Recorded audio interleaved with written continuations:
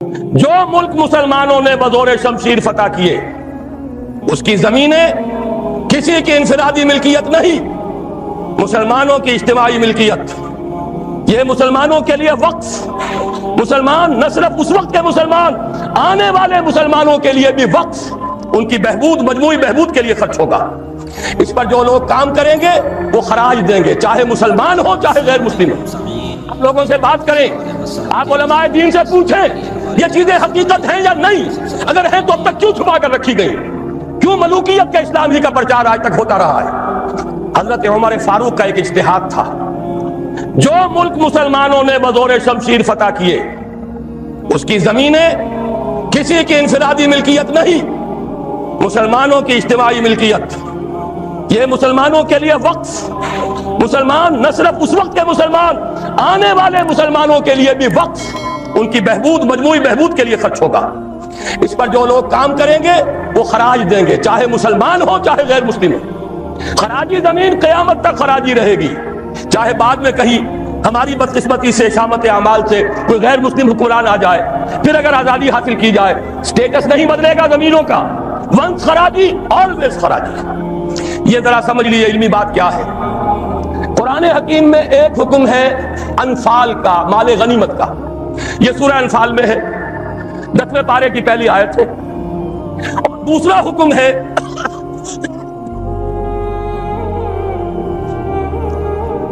والے فے کا، یہ سورہ حشر میں ہے۔ والے غنیمت کا قانون یہ ہے کہ 5واں حصہ 1/5 بیت المال کا، 4/5 مجاہدین میں تقسیم ہو جائے گا۔ سوار ہے گھوڑا اور اونٹ بھی اس نے اپنا رکھا ہوا ہے تو اس کو 2 حصہ ملے گا، پیدل ہے اکیلا۔ اموال فے کیا ہے؟ کل کے کل بیت المال کے، کسی کا کوئی حصہ نہیں۔ عام خیال یہ تھا کہ یہ زمینیں جو فتح ہو رہی ہیں، عراق فتح ہو گیا، شام فتح ہو گیا، ایران فتح ہو گیا، مصر فتح ہو گیا، تصور تو کیجئے، the Fertile Crescent of the Middle East, سارا کا سارا فتح۔ چند سالوں کے اندر اندر چند ہزار صحابہ تھے جنہوں نے ان سارے علاقوں کو فتح کر لیا۔ اب انہوں نے مطالبہ کیا کہ جناب یہ مال غنیمت ہے، ہم نے جنگ کر کے فتح کیا، لہذا یہ زمینیں تقسیم کر دیجئے، 5واں حصہ رکھ لیجئے بیت المال کا۔ حضرت عمر نے فرمایا اگر میں نے یہ زمینیں اور یہ رقبے تمہیں تقسیم کر دیے تو بعد کے آنے والے مسلمانوں کو کیا ملے گا؟ واقعہ یہ ہے کہ تاریخ انسانی کا بدترین جاگیردارانہ نظام قائم ہو جاتا اگر حضرت عمر یہ فیصلہ نہ کرتا۔ وہ عمر فاروق کان رائے موافقا بالکتاب والسنہ، کتاب اور وحی کے مطابق ان کی رائے، بلکہ میں کہتا ہوں وہی ان کی رائے کے مطابق نازل ہوئی۔ وہ عمر بن الخطاب جن کے بارے میں حضور نے فرمایا کہ لو کان بعدی نبی لکان عمر، میرے بعد کوئی نبی ہوتا تو عمر ہوتے۔ یہ ان کا اجتہاد ہے، اور یہ اجتہاد کسی مولوی کا نہیں، امیر المومنین کا ہے۔ جبکہ پوری ملت اسلامی ایک حکومت، ایک نظام، مذہب اور سیاست میں کوئی تفرقہ نہیں، وہی خطیب ہے مسجد نبوی کا اور وہی امیر ہے وہ حکومت کا، سربراہ ہے حکومت کا، اس کا اجماع اور خلافت راشدہ کا یہ اجماع، یہ تو گویا کہ ہمیشہ کے لیے اٹل قانون ہے۔ اس کے اوپر اس اجتہاد پر عمل کیجئے۔ زرعی زمین کی 2 قسمیں ہماری شریعت میں ہیں۔ جو مسلمان لڑے بھیڑے بغیر ایمان لے آئے ان کی زمینیں ان کی ملکیت ہیں، جیسے مدینے کے مسلمان، وہ تو لڑے نہیں، انہوں نے تو خود حضور کو لے کر اور ان کو دعوت دے کر وہ مدینے تشریف لے کر آئے ہیں، لہذا ان کی زمینیں ان کی ملکیت نہیں، ان سے عشر لیا گیا، یہ عشری زمینیں کہلاتی ہیں۔ جو زمینیں فتح ہوئی، جو ملک، یہ عشری نہیں، خراجی ہیں، یہاں پر وہ ملکیت رہیں گی بیت المال کی، مسلمانوں کی اجتماعی ملکیت، وقف علی المسلمین۔ البتہ جو کام کرے، مسلمان ہو، کاشتکار، مجوسی ہو، عیسائی ہو، وہ خراج دیں گے براہ راست بیت المال کو۔ پاکستان کا یہ سارا علاقہ مسلمانوں نے بزور شمشیر فتح کیا تھا، یہ کسی کے باپ کی جاگیر نہیں ہے۔ وہ جاگیر چاہے کبھی رنجیت سنگھ نے دی ہو، چاہے وہ انگریزوں نے دی ہو، چاہے اس سے پہلے کہ وہ سلاطین مغلیہ نے دی ہو، جن میں سے سوائے ایک اورنگزیب عالمگیر کے باقی سب کا جو رویہ تھا وہ سب کو معلوم ہے کہ کیا تھا۔ اکبر اعظم نے تو یہاں سے دین محمدی کا جنازہ نکالنے کے لیے ایڑی چوٹی کا دور لگا دیا تھا صلی اللہ علیہ وسلم، نیا دین الہی رائج کیا تھا وہ اکبر اعظم علیہ ما علیہ، ان کی دی ہوئی جاگیر ہے اور وہ مقدس ہو جائیں گی۔ انگریز کی دی ہوئی جاگیریں اور وہ مقدس ہو جائیں گی، رنجیت سنگھ کی دی ہوئی جاگیریں وہ مقدس ہو جائیں گی؟ معاذ اللہ، یہ تمام زمینیں بیت المال کی ہیں، وقف للمسلمین، ان سے خراج جائے گا براہ راست بیت المال میں، آدھی یا اس سے بھی زائد یا اس سے کم جو پوری پیداوار کا جائے گا وہاں، اتنا ریونیو جمع ہوگا، اتنا ریونیو جمع ہوگا کہ بہت سے لعنتی ٹیکسوں سے نجات مل جائے گی، جن میں سب سے بڑا لعنتی ٹیکس جو ہے انکم ٹیکس ہے۔ عام کاروباری آدمی یا تو ہمہ وقت کلرک رکھے، اکاؤنٹنٹ رکھے، اور پھر اسے بازار سے بھی نہیں ملتی رسید، وہ سامان لے کر آتا ہے رسید نہیں دیتے، اب وہ جاتا ہے انکم ٹیکس افسر کے سامنے، بھیگی بلی بنا کھڑا ہوا ہے، جھوٹ بولے، جھوٹ حلفیہ بیان دے، رشوت دے، اکاؤنٹنٹس کو دے، انکم ٹیکس آفیسر کو دے، چھوٹ جائے گا، جان بچ جائے گی، اور اگر جھوٹ نہیں بولے گا اپنی بساط الٹ دے۔ لہذا تقریباً سب کے سب جھوٹے ہو گئے، جھوٹے حلف دیتے ہیں۔ جب جھوٹا حلف انسان نے دے دیا ایک معاملے میں تو یوں سمجھئے کہ کارک کھل گیا بوتل کا، اب تو جھوٹ ہی ہوگا، اسی کا راج ہوگا۔ یہ سب سے بڑا ملعون ٹیکس ہے کہ جس نے ہمارے ہاں صداقت کا، دیانت کا، امانت کا جنازہ نکال دیا۔ اور یہ سب کچھ کیوں؟ اس لیے کہ جو اصل آمدنی کا ذریعہ ہے وہ تو ہم نے جاگیرداروں کو دے رکھا ہے، ان کے پہل وہ سج رہے ہیں، ان کے بڑے بڑے بنگلے ہیں، ان کے عیش ہیں۔ ہاری کو دیکھو، یہاں کے کاشتکار کو دیکھو۔ ایک صاحب نے ایک دفعہ کہا تھا، جو پہلے لاہور میں رہتے تھے پھر کچھ عرصے جا کر ایک دیہات میں مقیم ہوئے، کہنے لگے خدا کی قسم میں دیکھ کر حیران رہ گیا ہوں، پنجاب کا دیہاتی کاشتکار خود نہیں نہاتا، ہفتوں اپنی بھینس کو ضرور نہلاتا ہے لیکن خود نہانے کا کوئی تصور نہیں، وہ حیوان سے بدتر ہو کر زندگی گزار رہا ہے۔ یہی حال ہاریوں کا ہے، یہی آپ جا کر دیکھیے، وہ بیچارے بھیڑے بکریاں پالنے والے بلوچستان کا عام بلوچ، اور عیش کن کے ہیں؟ سرداروں کے، عیش کن کے ہیں؟ جاگیرداروں کے، زمینداروں کے۔ یہ سارا نظام ختم کر کے اور اس اجتہاد کی اصول پر یہ ساری زمینیں خراجی ہیں۔ اسی شہر لاہور کی بات کہہ رہا ہوں، ایک بہت بڑے مفتی صاحب، ان کے صاحبزادے نے مجھے بتایا کہ میرے والد صاحب کا قول یہ ہے کہ یہاں کی ساری زمینیں خراجی ہیں، عشری نہیں ہیں۔ لیکن جب انہی کے ہاں، انہی کے دارالعلوم میں ہمارے ایک ساتھی نے استفتاء لکھ کر بھیجا تو ان مفتی صاحب نے دستخط نہیں کیے، کسی اور چھوٹے مفتی سے، وہ جو مفتی صاحب ابھی سمجھئے کہ ابھی وہ ایکسرسائز ہی کر رہے ہیں، اپرینٹس ہیں، ان کے ہاتھ سے دستخط کروا کے بھجوا دیا، یہ تو عشری ہے۔ یہ حال ہمارے علماء کا ہو چکا ہے۔ کیوں ہو گیا ہے؟ یہ سارے ادارے کن سے چلتے ہیں؟ چندے کون دیتے ہیں؟ سرپرستی کون فرماتا ہے؟ وہ تو وہی لوگ ہیں۔ سرمایہ دار کا چندہ نہ ہو تو دارالعلوم نہیں چلے گا، سرمایہ دار کا چندہ نہ ہو تو یہ سارے جو بھی ٹاٹ بچھے ہوئے ہیں، جو بڑی بڑی مسندیں سجی ہوئی ہیں، جو بڑی بڑی جائیدادیں بن گئی ہیں، ریاستیں بن گئی ہیں، یہ کہاں سے آئیں گی؟ لہذا سچ بات کیسے کہی جائے؟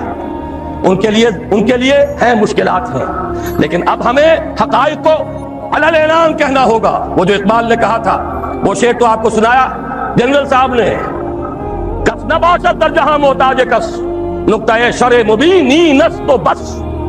اور میں آپ کو شعر سنا رہا ہوں جو ہر سے قل لفظ میں پوشیدہ تھی اب تک، اس دور میں شاید وہ حقیقت ہو نمودار۔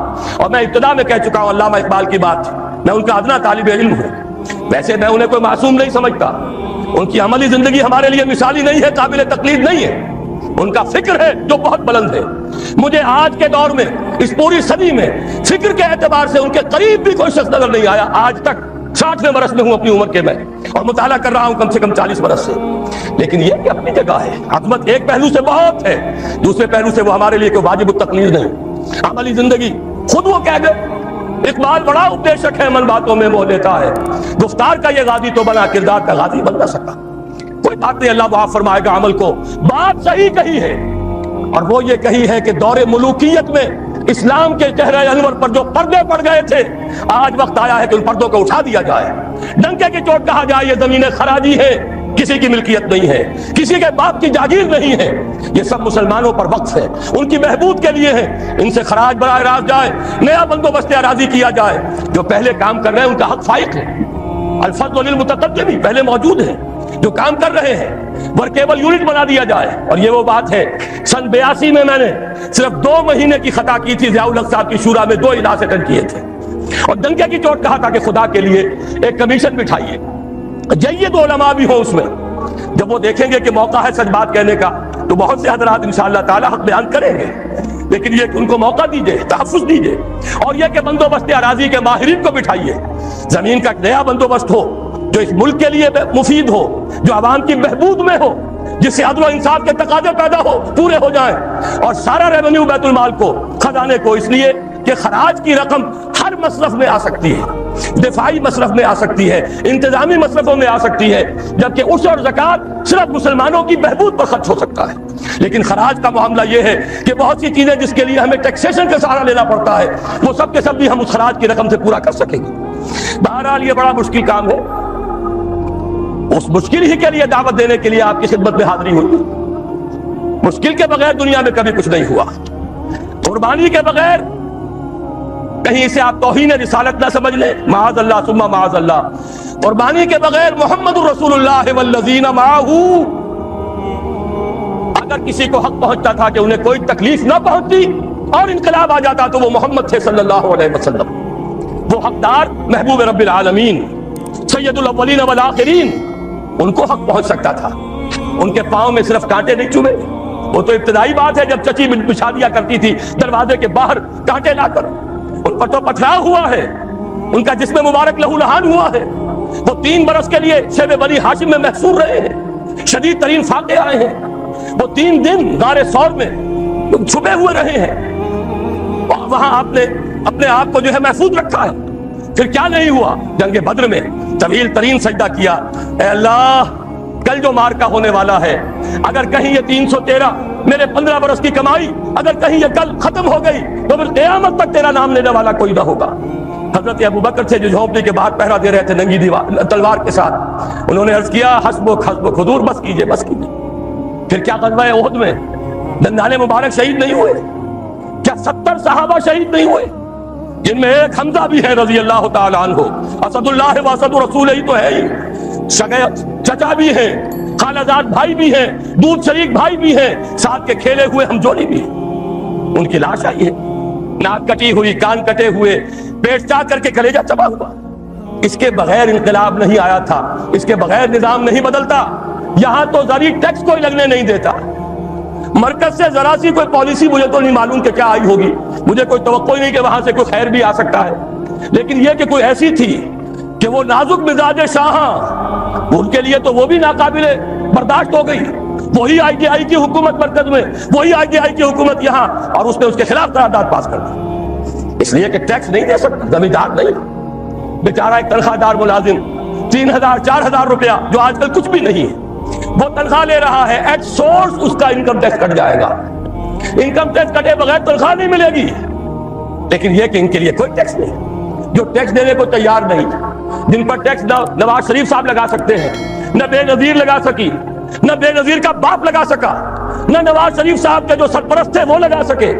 ظاہر بات ہے کہ اس کے لیے تو جب تک جانی قربانی نہیں دی جائے گی، جب تک کہ ہزاروں لوگ اپنے خون کا نذرانہ دینے کو تیار نہیں ہوں گے، یہ ظلم کی رات ختم نہیں ہوگی۔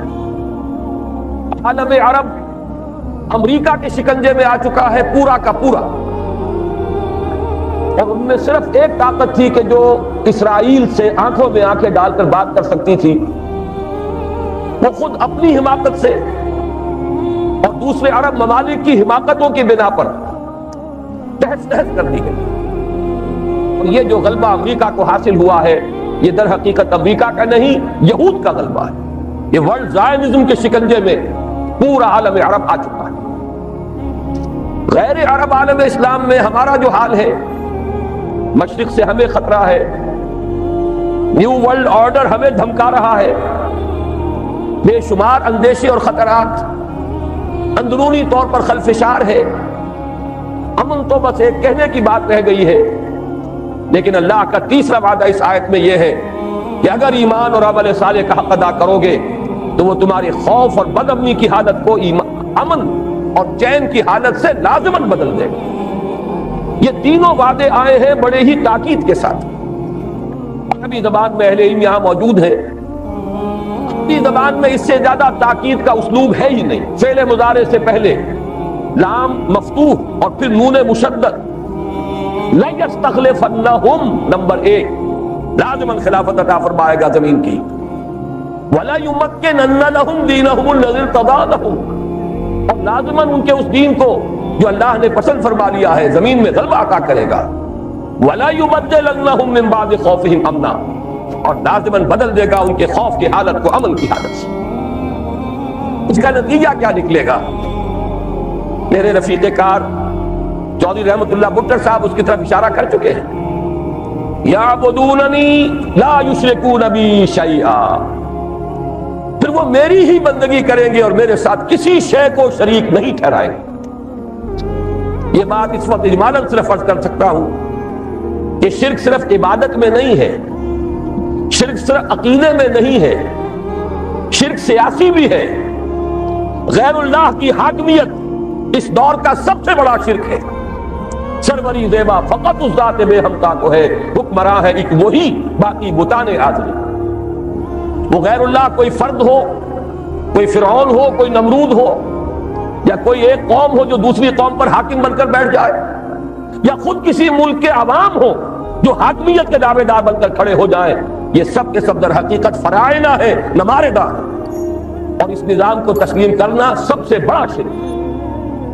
لہذا یعبدوننی لا یشرکون بی شیئا، یہ نتیجہ ہے انفرادی سطح پر اللہ کی بندگی، توحید کا اقرار، نماز بھی اسی کے لیے، قربانی بھی اسی کی، ان صلاتی و نسکی و محیای و مماتی للہ رب العالمین، اور اجتماعی سطح پر نظام خلافت، انسان حاکم نہیں خلیفہ ہے۔ وَإِذْ قَالَ رَبُّكَ لِلْمَلَائِكَةِ إِنِّي جَاعِلٌ فِي الْأَرْضِ خَلِيفَةً یا داؤد انا جعلناک خلیفۃ فی الارض، انسان حاکم نہیں خلیفہ۔ آخری ٹکڑا اس آیت مبارکہ کا وہ میرے اور آپ کے لیے ایک لمحہ فکریہ ہے۔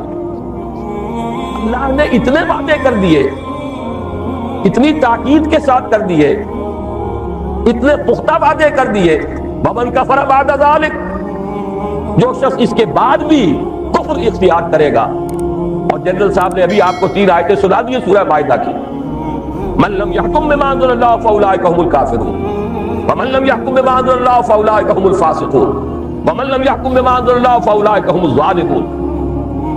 اللہ کے حکم کے سوا کسی حکم کے مطابق فیصلہ کرنا، یہی تو شرک ہے، یہی تو ظلم ہے، یہی تو فسق ہے، یہی تو کفر۔ بتوں سے تجھ کو امید ہے، خدا سے نومیدی، مجھے بتا تو صحیح اور کافری کیا ہے۔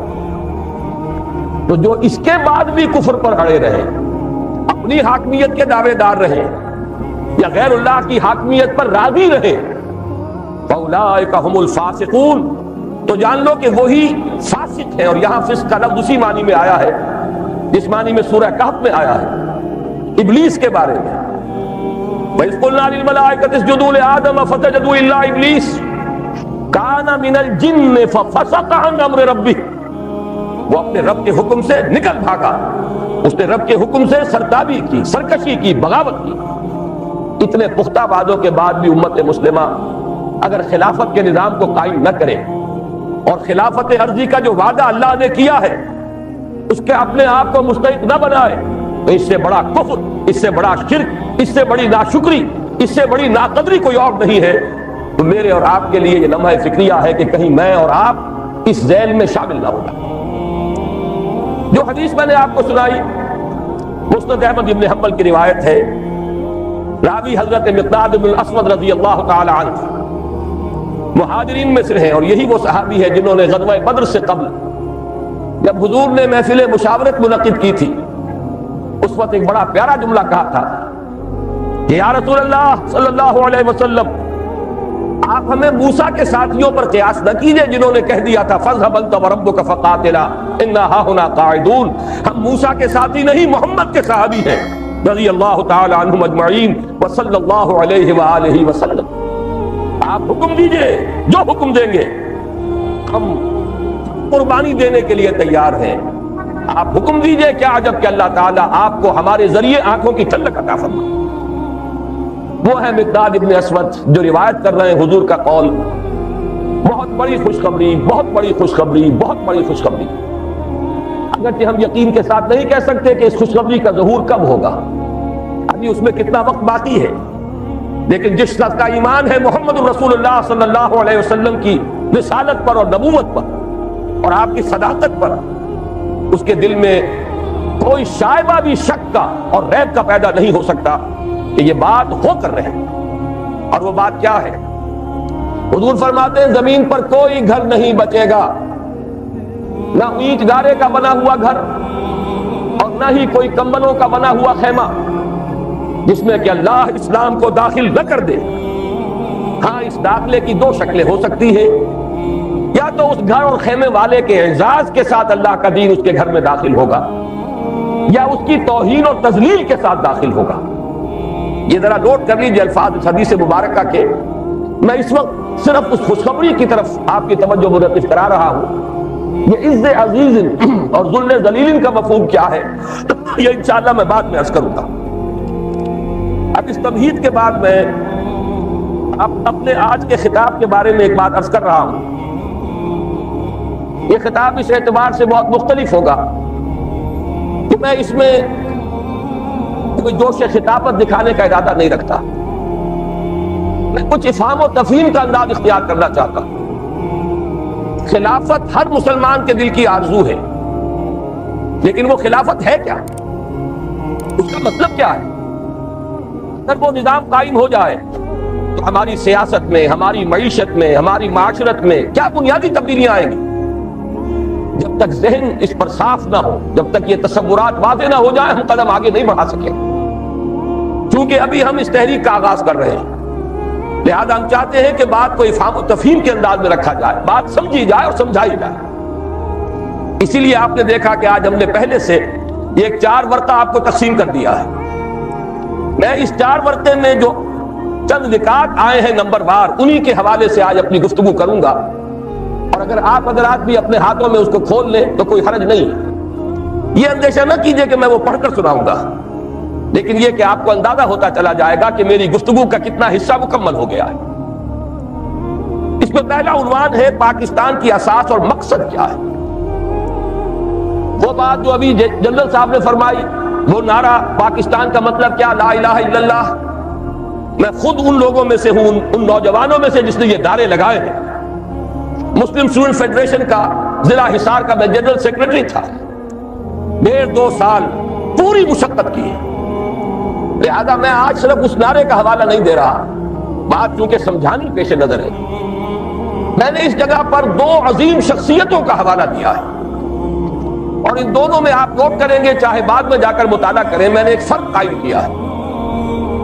پاکستان کا مصور اور مجوز اور مفکر علامہ اقبال تھے، پاکستان کے معمار اور مؤسس قائد اعظم تھے۔ ان الفاظ کی بڑی اہمیت ہے، اس لیے کہ نقشہ بنانا، تفکر، تصور یہ ایک دوسرا کام، بالفعل کوئی عمارت بنانا اس کے کچھ اور تقاضے ہیں۔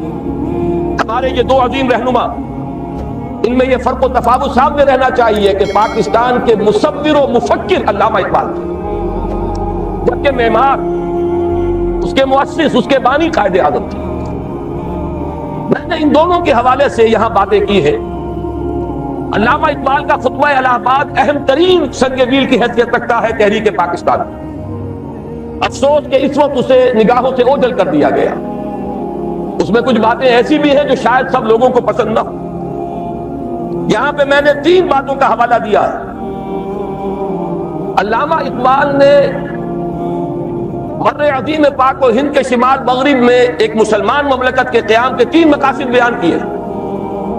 نمبر 1 یہ کہ یہ متحدہ ہندوستان میں جو مسلم ہندو کشمکش اور کشاکش چل رہی تھی، یہی اس کا واحد حل ہے۔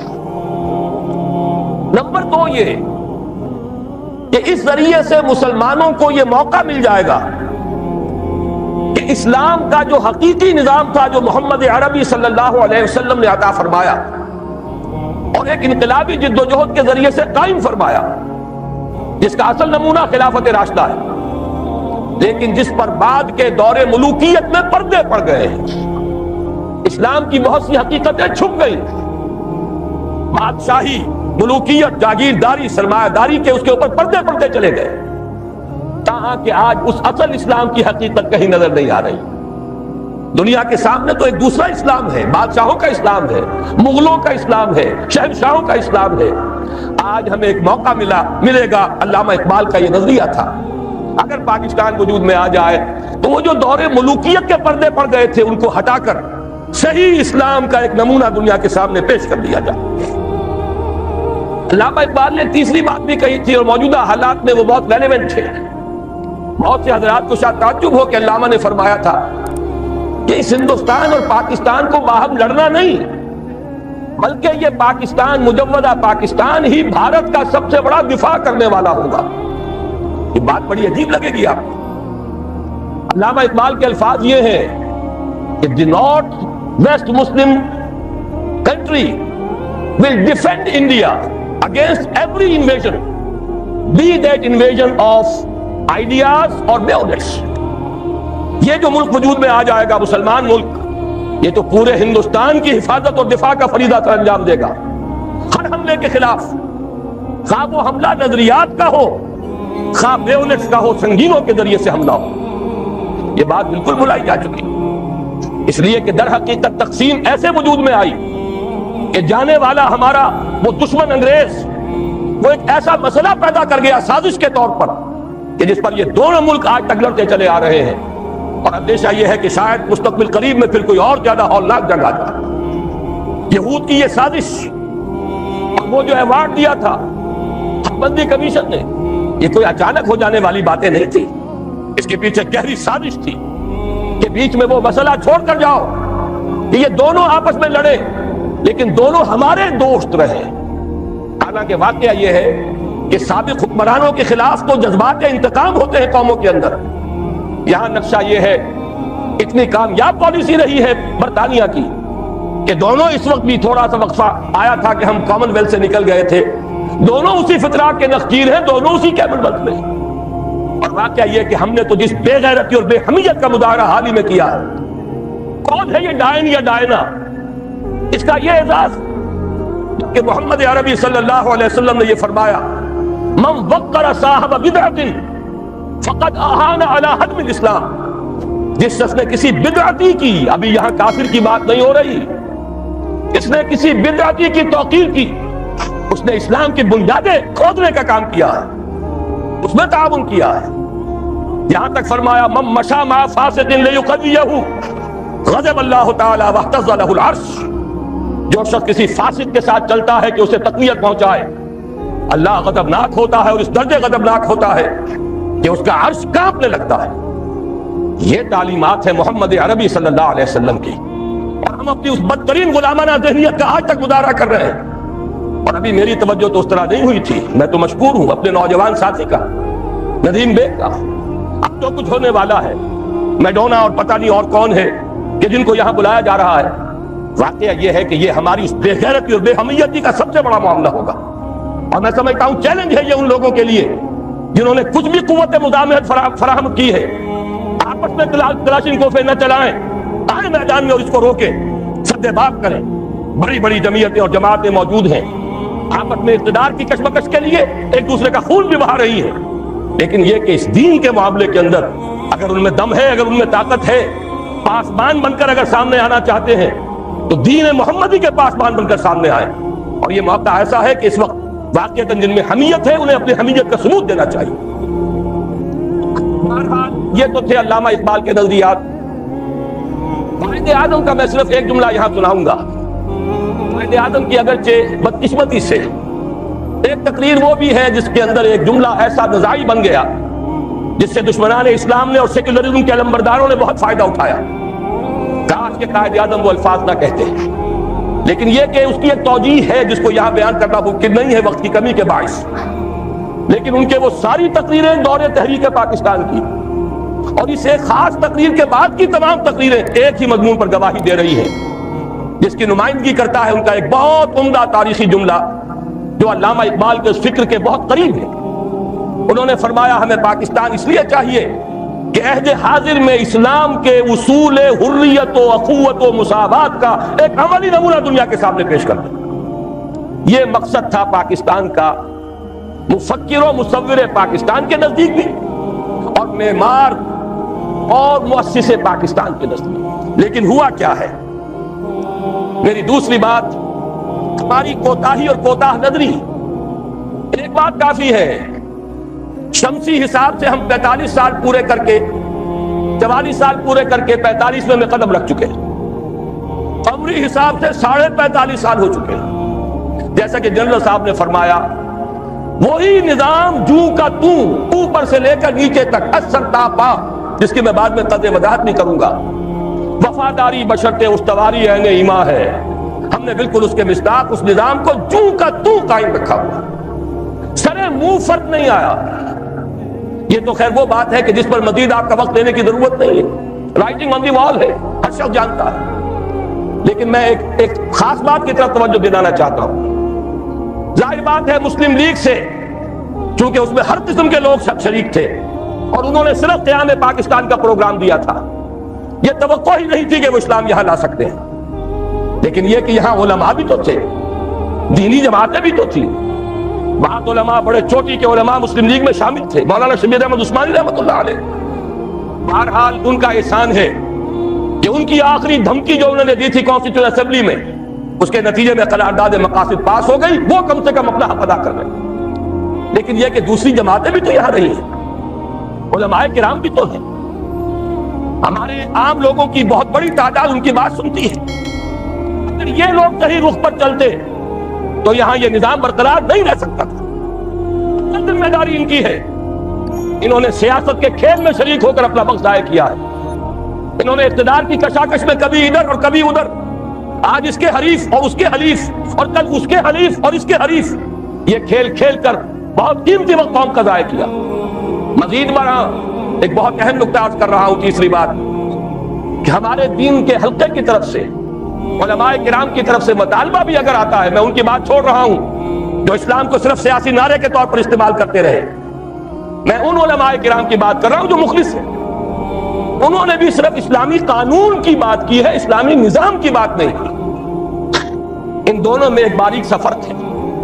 نظام ہے، قانون اس نظام کو چلاتا ہے، قانون اس نظام کو تحفظ دیتا ہے.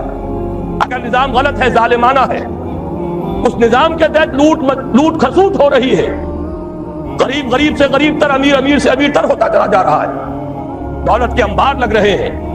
آپ نظام کو تو کچھ نہ کہیں، جو کہ تم برقرار رکھے، چوری کی سزا نافذ کر دے، ڈاکے کا سدے باب کر دے، فائدہ کس کو پہنچے گا؟ غریبوں کو یا امیروں کو؟ ان کی حرام کی دولت کو تحفظ حاصل ہو جائے گا، ان کے عیش اور ان کے ایوان مزید محفوظ ہو جائیں گے. غریب کو تو اس سے کوئی فائدہ نہیں ہوگا. چوری اور ڈاکہ جو ہے وہ غریب کا تو ہوتا ہی نہیں، وہ تو امیر کا ہے.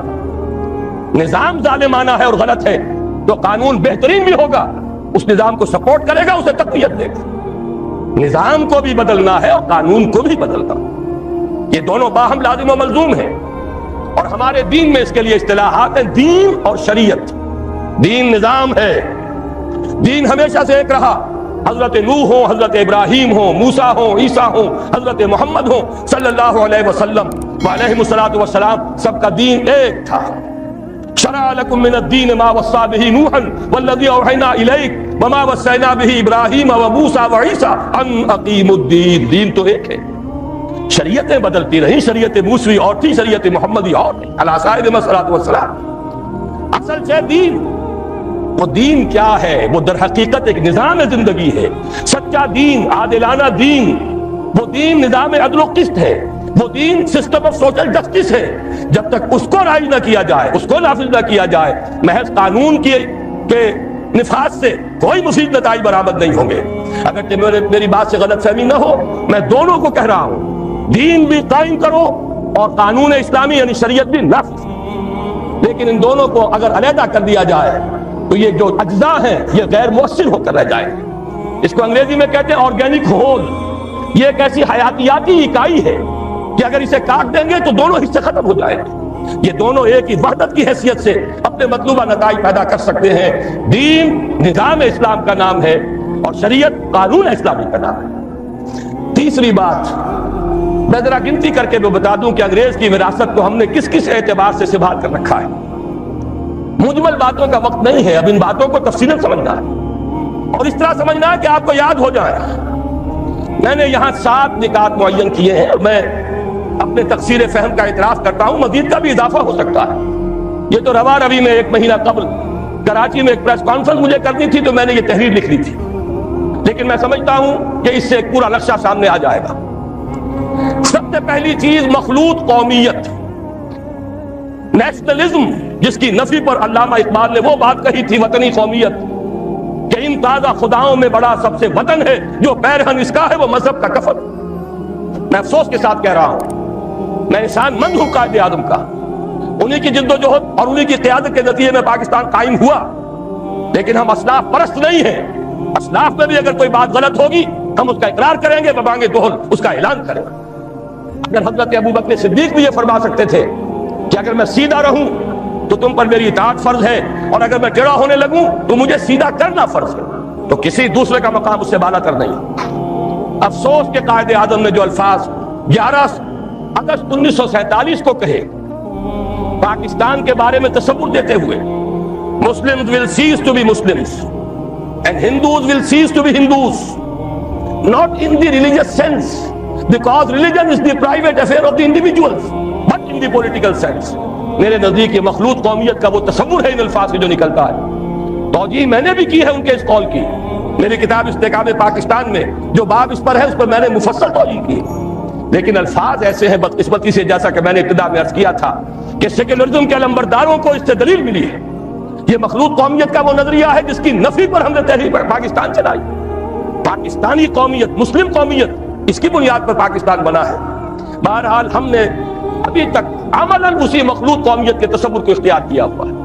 ہماری ایک ہی اسمبلی ہے، اس میں غیر مسلم بھی جائیں گے، مسلم بھی جائیں گے، وہ برابر کے ہیں، ان کے ووٹ وہاں پر کوئی میں فرق نہیں ہے۔ تو معلوم یہ ہوا کہ یہ تو مخلوط قومیت اور مسلم اور غیر مسلم کی ایک مشترک قومیت کا تصور ہے جو آج بھی ہمارے ہاں رائج ہے، اور اگرچہ ہم نے اس کی نفی پر پاکستان بنایا۔ دوسرے، پارلیمانی جمہوریت، چونکہ برطانیہ میں پارلیمانی جمہوریت تھی اور اس کی تو ہر شے کو ہمیں سنبھال کر رکھنا ہے، پارلیمانی جمہوریت سے لے کر کرکٹ کے گیم تک ہر شے کو پوری وفاداری کے ساتھ ہم نے قائم رکھا۔ شاہ ڈائنا کو بلایا تھا یہی دکھانے کے لیے کہ دیکھ لو، سرے منہ فرق نہیں آنے دیا ہم نے اس ملک میں، جیسا تم لوگ چھوڑ گئے تھے ویسا ہی آج قائم۔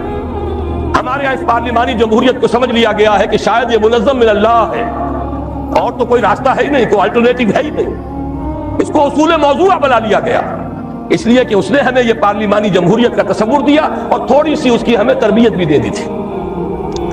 تیسری چیز، صوبوں کے نام اور اس کی حدود، معلوم ہوا کہ یہ تو شاید اللہ کے رسول نے معین کی ہے، معاذ اللہ، ان میں کوئی ادھر ادھر کا معاملہ نہیں ہو سکتا۔ سرائیکی صوبے کا نام لے لے تو کفر ہو گیا، کہیں کوئی اور صوبے کی تقسیم کی بات کرے تو ڈرتا ہے، کانپتا ہے۔ صوبوں کی سینکٹی، صوبوں کا تقدس اور اس کی بنیاد پر عصبیت جو دن بدن گہری سے گہری ہوتی چلی جا رہی ہے، یہ بھی در حقیقت کس کے صوبے تھے؟ انگریز نے اپنی انتظامی مصلحت سے بنائے اور ہم نے جو کے تو قائم رکھے۔ نئے ضلع وجود میں آ گئے، نئی کمشنریاں وجود میں آ گئی، لیکن صوبوں کی حدود یہ تو مقدس گائے ہے، سیکریٹ کاؤ، سیکروسینکٹ، اس میں کہیں کوئی تبدیلی نہیں آ سکتی۔ نمبر 4، بینکنگ کا وہ نظام جس کی بنیاد پر ہماری پوری صنعت اور تجارت، بلکہ اب تو کہوں گا زراعت بھی، اس لیے کہ ساری زرعی مشینری وہ بھی سودی قرضوں پر، ساری کھاد سودی قرضے پر، ہر نظام کے ہر حصے میں وہ شے شرائط کر گئی ہے جسے ابھی آپ سن چکے ہیں اللہ اور اس کے رسول کے خلاف اعلان جنگ کے مترادف قرار دیا گیا، اور سمجھا یہ جاتا ہے سود کے بغیر تو نظام چل ہی نہیں سکتا۔ میرے نزدیک یہ کلمہ کفر ہے، یہ اللہ تعالیٰ کے خلاف بد اعتمادی کا ووٹ ہے۔ یا تو اللہ کو علم نہیں تھا معاذ اللہ، ایک دور وہ بھی آئے گا کہ سود کے بغیر نظام چل نہیں سکے گا، اور اس نے وہ شے حرام کر دی جو لازمی تھی۔ وہ تو کہتا ہے لا یکلف اللہ نفسا الا وسعها، انسانی وسعت سے بڑھ کر تو وہ کسی شے کا بوجھ نہیں ڈالتا۔ معلوم ہوا کہ ہمیں نہ اللہ پر یقین ہے نہ اس کے رسول پر اعتماد ہے۔ نمبر 5، جوئے، سٹے اور لاٹری کی لالچ جو ہمارے ہم بڑھتی چلی جا رہی ہے۔ یہ کہا جا سکتا ہے کہ واقعتاً سود تو ایسی شے ہے کہ ایک دفعہ اگر اسے ہٹائیں گا تو زلزلہ ضرور آئے گا۔ ہمارے نزدیک وہ زلزلہ بہت مبارک زلزلہ ہوگا جو سود کو ختم کرنے کے نتیجے میں آئے اور اسی سے خیر برآمد ہوگا، لیکن یہ جوئے اور سٹے اور لاٹری کے ذریعے سے بھی کوئی زلزلہ آ جائے گا۔ اگر ان کو ختم کر دیا جائے تو قیامت آ جائے گی، جسے قرآن کہتا ہے رجس من عمل الشیطان۔ یہ ساری فارورڈ ٹریڈنگ، یہ ہمارے سارے سٹاک ایکسچینج اور یہ بڑی بڑی لاٹریز، کبھی فیٹمین ہے اور کبھی سیف گیمز کی ہے، جس کے ٹکٹ یہاں بلیک میں بکتے ہیں، جس کی پبلسٹی اس پیمانے پر ہوتی ہے کہ جوئے کی اتنی ترغیب و تشویق شاید پوری انسانی تاریخ میں کبھی نہ ہوئی۔ کیوں؟ کیوں جاری ہے؟ اس لیے کہ انگریز چھوڑ گیا تھا. یہ سارے سٹاک ایکسچینج اس نے بنائے تھے, یہ لاٹریوں کا نظام اس نے دیا تھا. نمبر 6, جاگیرداری اور غیر حاضر زمینداری کا نظام جوں کا توں رکھا ہوا ہے. 2 دفعہ کی نام نہاد اصلاحات جنہوں نے کہ واقعتاً کوئی فرق واقع نہیں کیا. جاگیرداری جوں کی توں مسلط, غیر حاضر زمینداری جوں کی توں موجود. جبکہ واقعہ یہ ہے بھارت کم سے کم ہم سے اس معاملے میں پیش قدمی کر گیا. سرمایہ داری اور سود اور جوا اور سٹا اور رشوت, یہ ساری لعنتیں وہاں بھی ہیں جو یہاں ہیں. لیکن ایک قدم وہ اٹھا گیا تھا اور اسی کے نتیجے میں وہاں سیاسی توازن رہا, کم سے کم 40 برس تک سیاسی استحکام رہا, اور وہ تھا جاگیرداری کا خاتمہ. پہلے قدم اٹھایا. یہ ہمارے ہاں جاگیرداروں کا کھیل ہے, سیاست ان کا مشغلہ ہے, سیاست ان کا کاروبار ہے, اور وہی لوگ ہیں جو چھائے ہوئے ہیں. آج وہی انڈسٹریلسٹ بھی ہیں, انہی کی اولاد جو ہے, چاہے وہ سول سروسز ہوں اور بہت سے وہ خود آرمی کے آفیسرز میں, وہ انہی کی نسلیں جو ہے وہ چلی آ رہی ہیں. اگرچہ یہ کہ آرمی میں ہمارا کامن مین بھی کافی گیا ہے, یہاں قربانی دینے کا معاملہ ہوتا ہے, لیکن یہ کہ سول بیوروکریسی سے تو تقریباً پوری کی پوری نہیں پر مشتمل ہے. اور یہ جاگیرداری جو کی تو قائم. 7ویں چیز مخلوط معاشرت. مخلوط قومیت سے میں نے بات شروع کی تھی اور مخلوط معاشرت پر ختم کر رہا ہوں. شانہ بشانہ, قدم با قدم, اختلاط مرد و زن ہر میدان میں برابر. کہیں نہ سطر رہا, نہ حجاب رہا, نہ پردہ رہا. میں نے تو پردہ ہندوستان میں دیکھا ہے جا کر, برقعے وہاں دیکھے ہیں, پاکستان میں تو اب برقع دیکھنے میں کہیں نظر نہیں آتا. میں نے حیدرآباد دکن میں دیکھا. میرے 3 لیکچر ہوئے تھے حقیقت شرک کے موضوع پر مکہ مسجد میں, جس میں 5000 کے قریب مجھے بتایا گیا خواتین تھی, 15000 مرد تھے مسلسل 3 دن. یہ آج سے تقریباً 6 سال پہلے کی بات ہے. لیکن وہاں میں نے وہ جب جلسہ ختم ہوا ہے, ہر عورت کو دیکھا کہ وہ برقعے میں تھی, مکمل برقعے کے. لیکن یہاں تو آپ کراچی میں جا کر دیکھیے, برقع نام کی کوئی شے نہیں. وہ تو آپ یوں سمجھیے کہ وہ معروف نہیں منکر بن گیا ہے. اب اس کے اوپر فکرے چست ہوتے ہیں. یہ مخلوط معاشرت جو ہے, جس کی وجہ سے کہ مغرب میں شرم و حیا کا دیوالہ نکلا, گھر کا سکون ختم ہو گیا. ان سے پوچھئے روتے ہیں, ان کا گھر کا خون, فیملی لائف شٹر ہو چکی, خاندان کا نظام درہم برہم ہو گیا. اولاد الٹی پھرتی ہے, میاں بیوی دونوں کام پر گئے ہوئے ہیں, شام کو تھکے ہوئے آئے ہیں. بچے اگر آ گئے اسکولوں سے واپس تو اب جو کچھ کر رہے ہیں کوئی ان کی دیکھ بھال کرنے والا نہیں. جو کچھ کریں گے بچے, وہ ٹین ایجرز ہوں یا ان سے بھی چھوٹے ہوں, جنہوں نے اکثر وقت جو ہے ٹیلی ویژن دیکھ کر گزارا ہو, وہ جو کچھ کریں گے اس کا قیاس آپ کر لیجئے. مجھے یہاں کہنے کی کوئی ضرورت نہیں. یہ آخری شے تو وہ ہے کہ جس میں واقعہ یہ ہے کہ انگریز جہاں ہمیں چھوڑ گیا تھا اس میں ہم نے بہت ترقی کی ہے. اب تو ہم کہہ سکتے ہیں کہ ہماری معاشرت بالکل یورپ کے ہم پلہ معاشرت ہو چکی. بڑے دقیانوس کچھ گھرانے ہوں گے جن کے ہاں پردہ بھی ہے, شرم و حیا بھی کسی شے کا نام ہے, اور عصمت و عفت بھی کوئی شے ہے. باقی یہ کہ اکثر و بیشتر ہمارا جو حال ہو چکا ہے خصوصاً اونچے طبقات کا, معلوم ہوا کہ وہ تو اس معاشرت کے اندر ان سے بھی کہیں آگے نکل گئے. تیسری بات میں بس کر رہا ہوں, تحریک پاکستان اور دفاع پاکستان, تحریک خلافت اور دفاع پاکستان. یہ بات آ چکی ہے, مجھے صرف اشارہ کر دینا کافی ہے. چونکہ ہم نے انحراف کیا اپنے وعدے سے, ہم پر اللہ کا عذاب آیا. صحیح کہا ہے مرزا ایوب بیگ صاحب نے کہ میاں طفیل صاحب حیران ہے عذاب کیوں نہیں آ گیا. عذاب تو آیا ہوا ہے, نظر کیوں نہیں آ رہا. سورہ توبہ میں اللہ تعالیٰ نے ارشاد فرمایا نفاق, اس کے اسباب.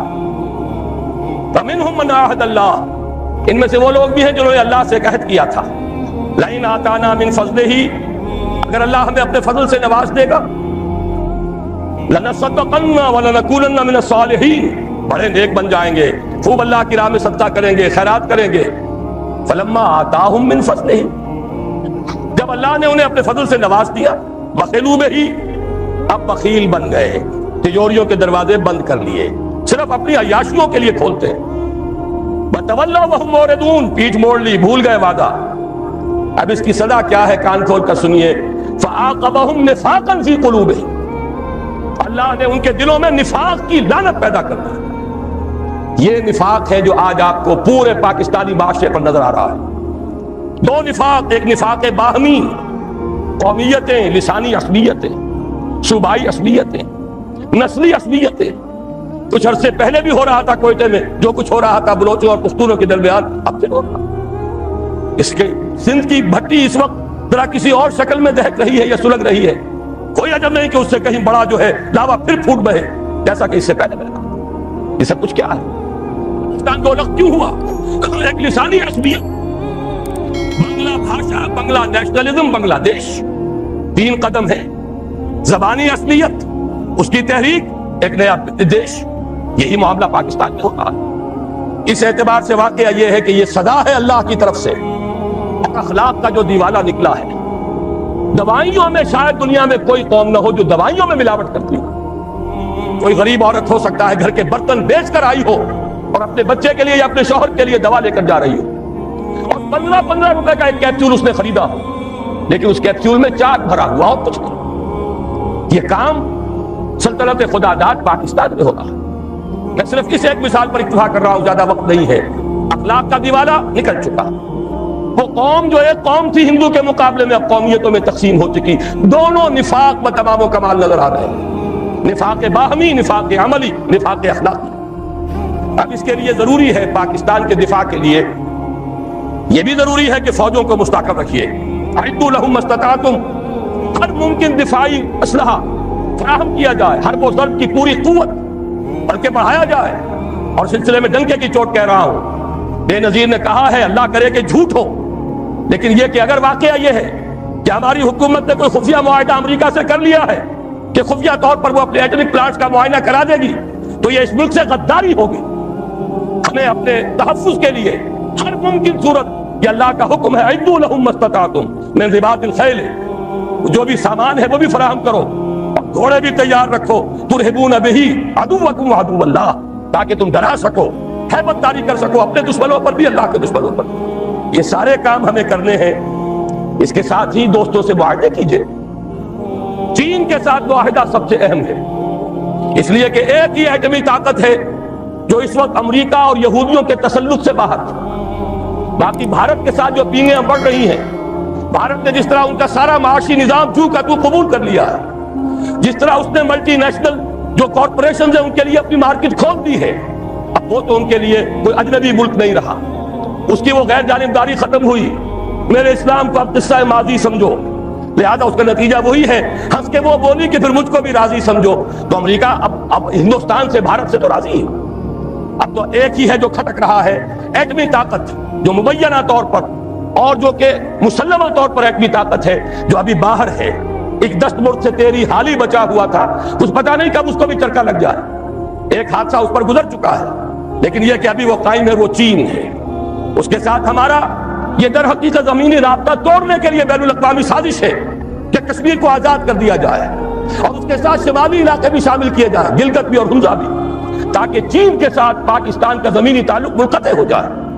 یہ تیری بربادیوں کے مشورے ہیں آسمانوں میں، ہمیں ان چیزوں کا شعور چاہیے، اور اس کے لیے اپنے دوست اور بھارت کے ساتھ ہر ممکن کوشش مفاہمت کی، اور وہ اسی طرح ہوگی کہ انہیں سمجھایا جائے کہ دیکھو اپنے اصل دشمن کو پہچانو، جو ہمیں آزاد تو کر گیا تھا مجبوراً، لیکن کشمیر کی یہ ہڈی پھینک گیا تھا بیچ میں کہ یہ غرائیں اور لڑیں ایک دوسرے کے ساتھ، اور کبھی بھی آپس میں ان کے مابین امن نہ ہو۔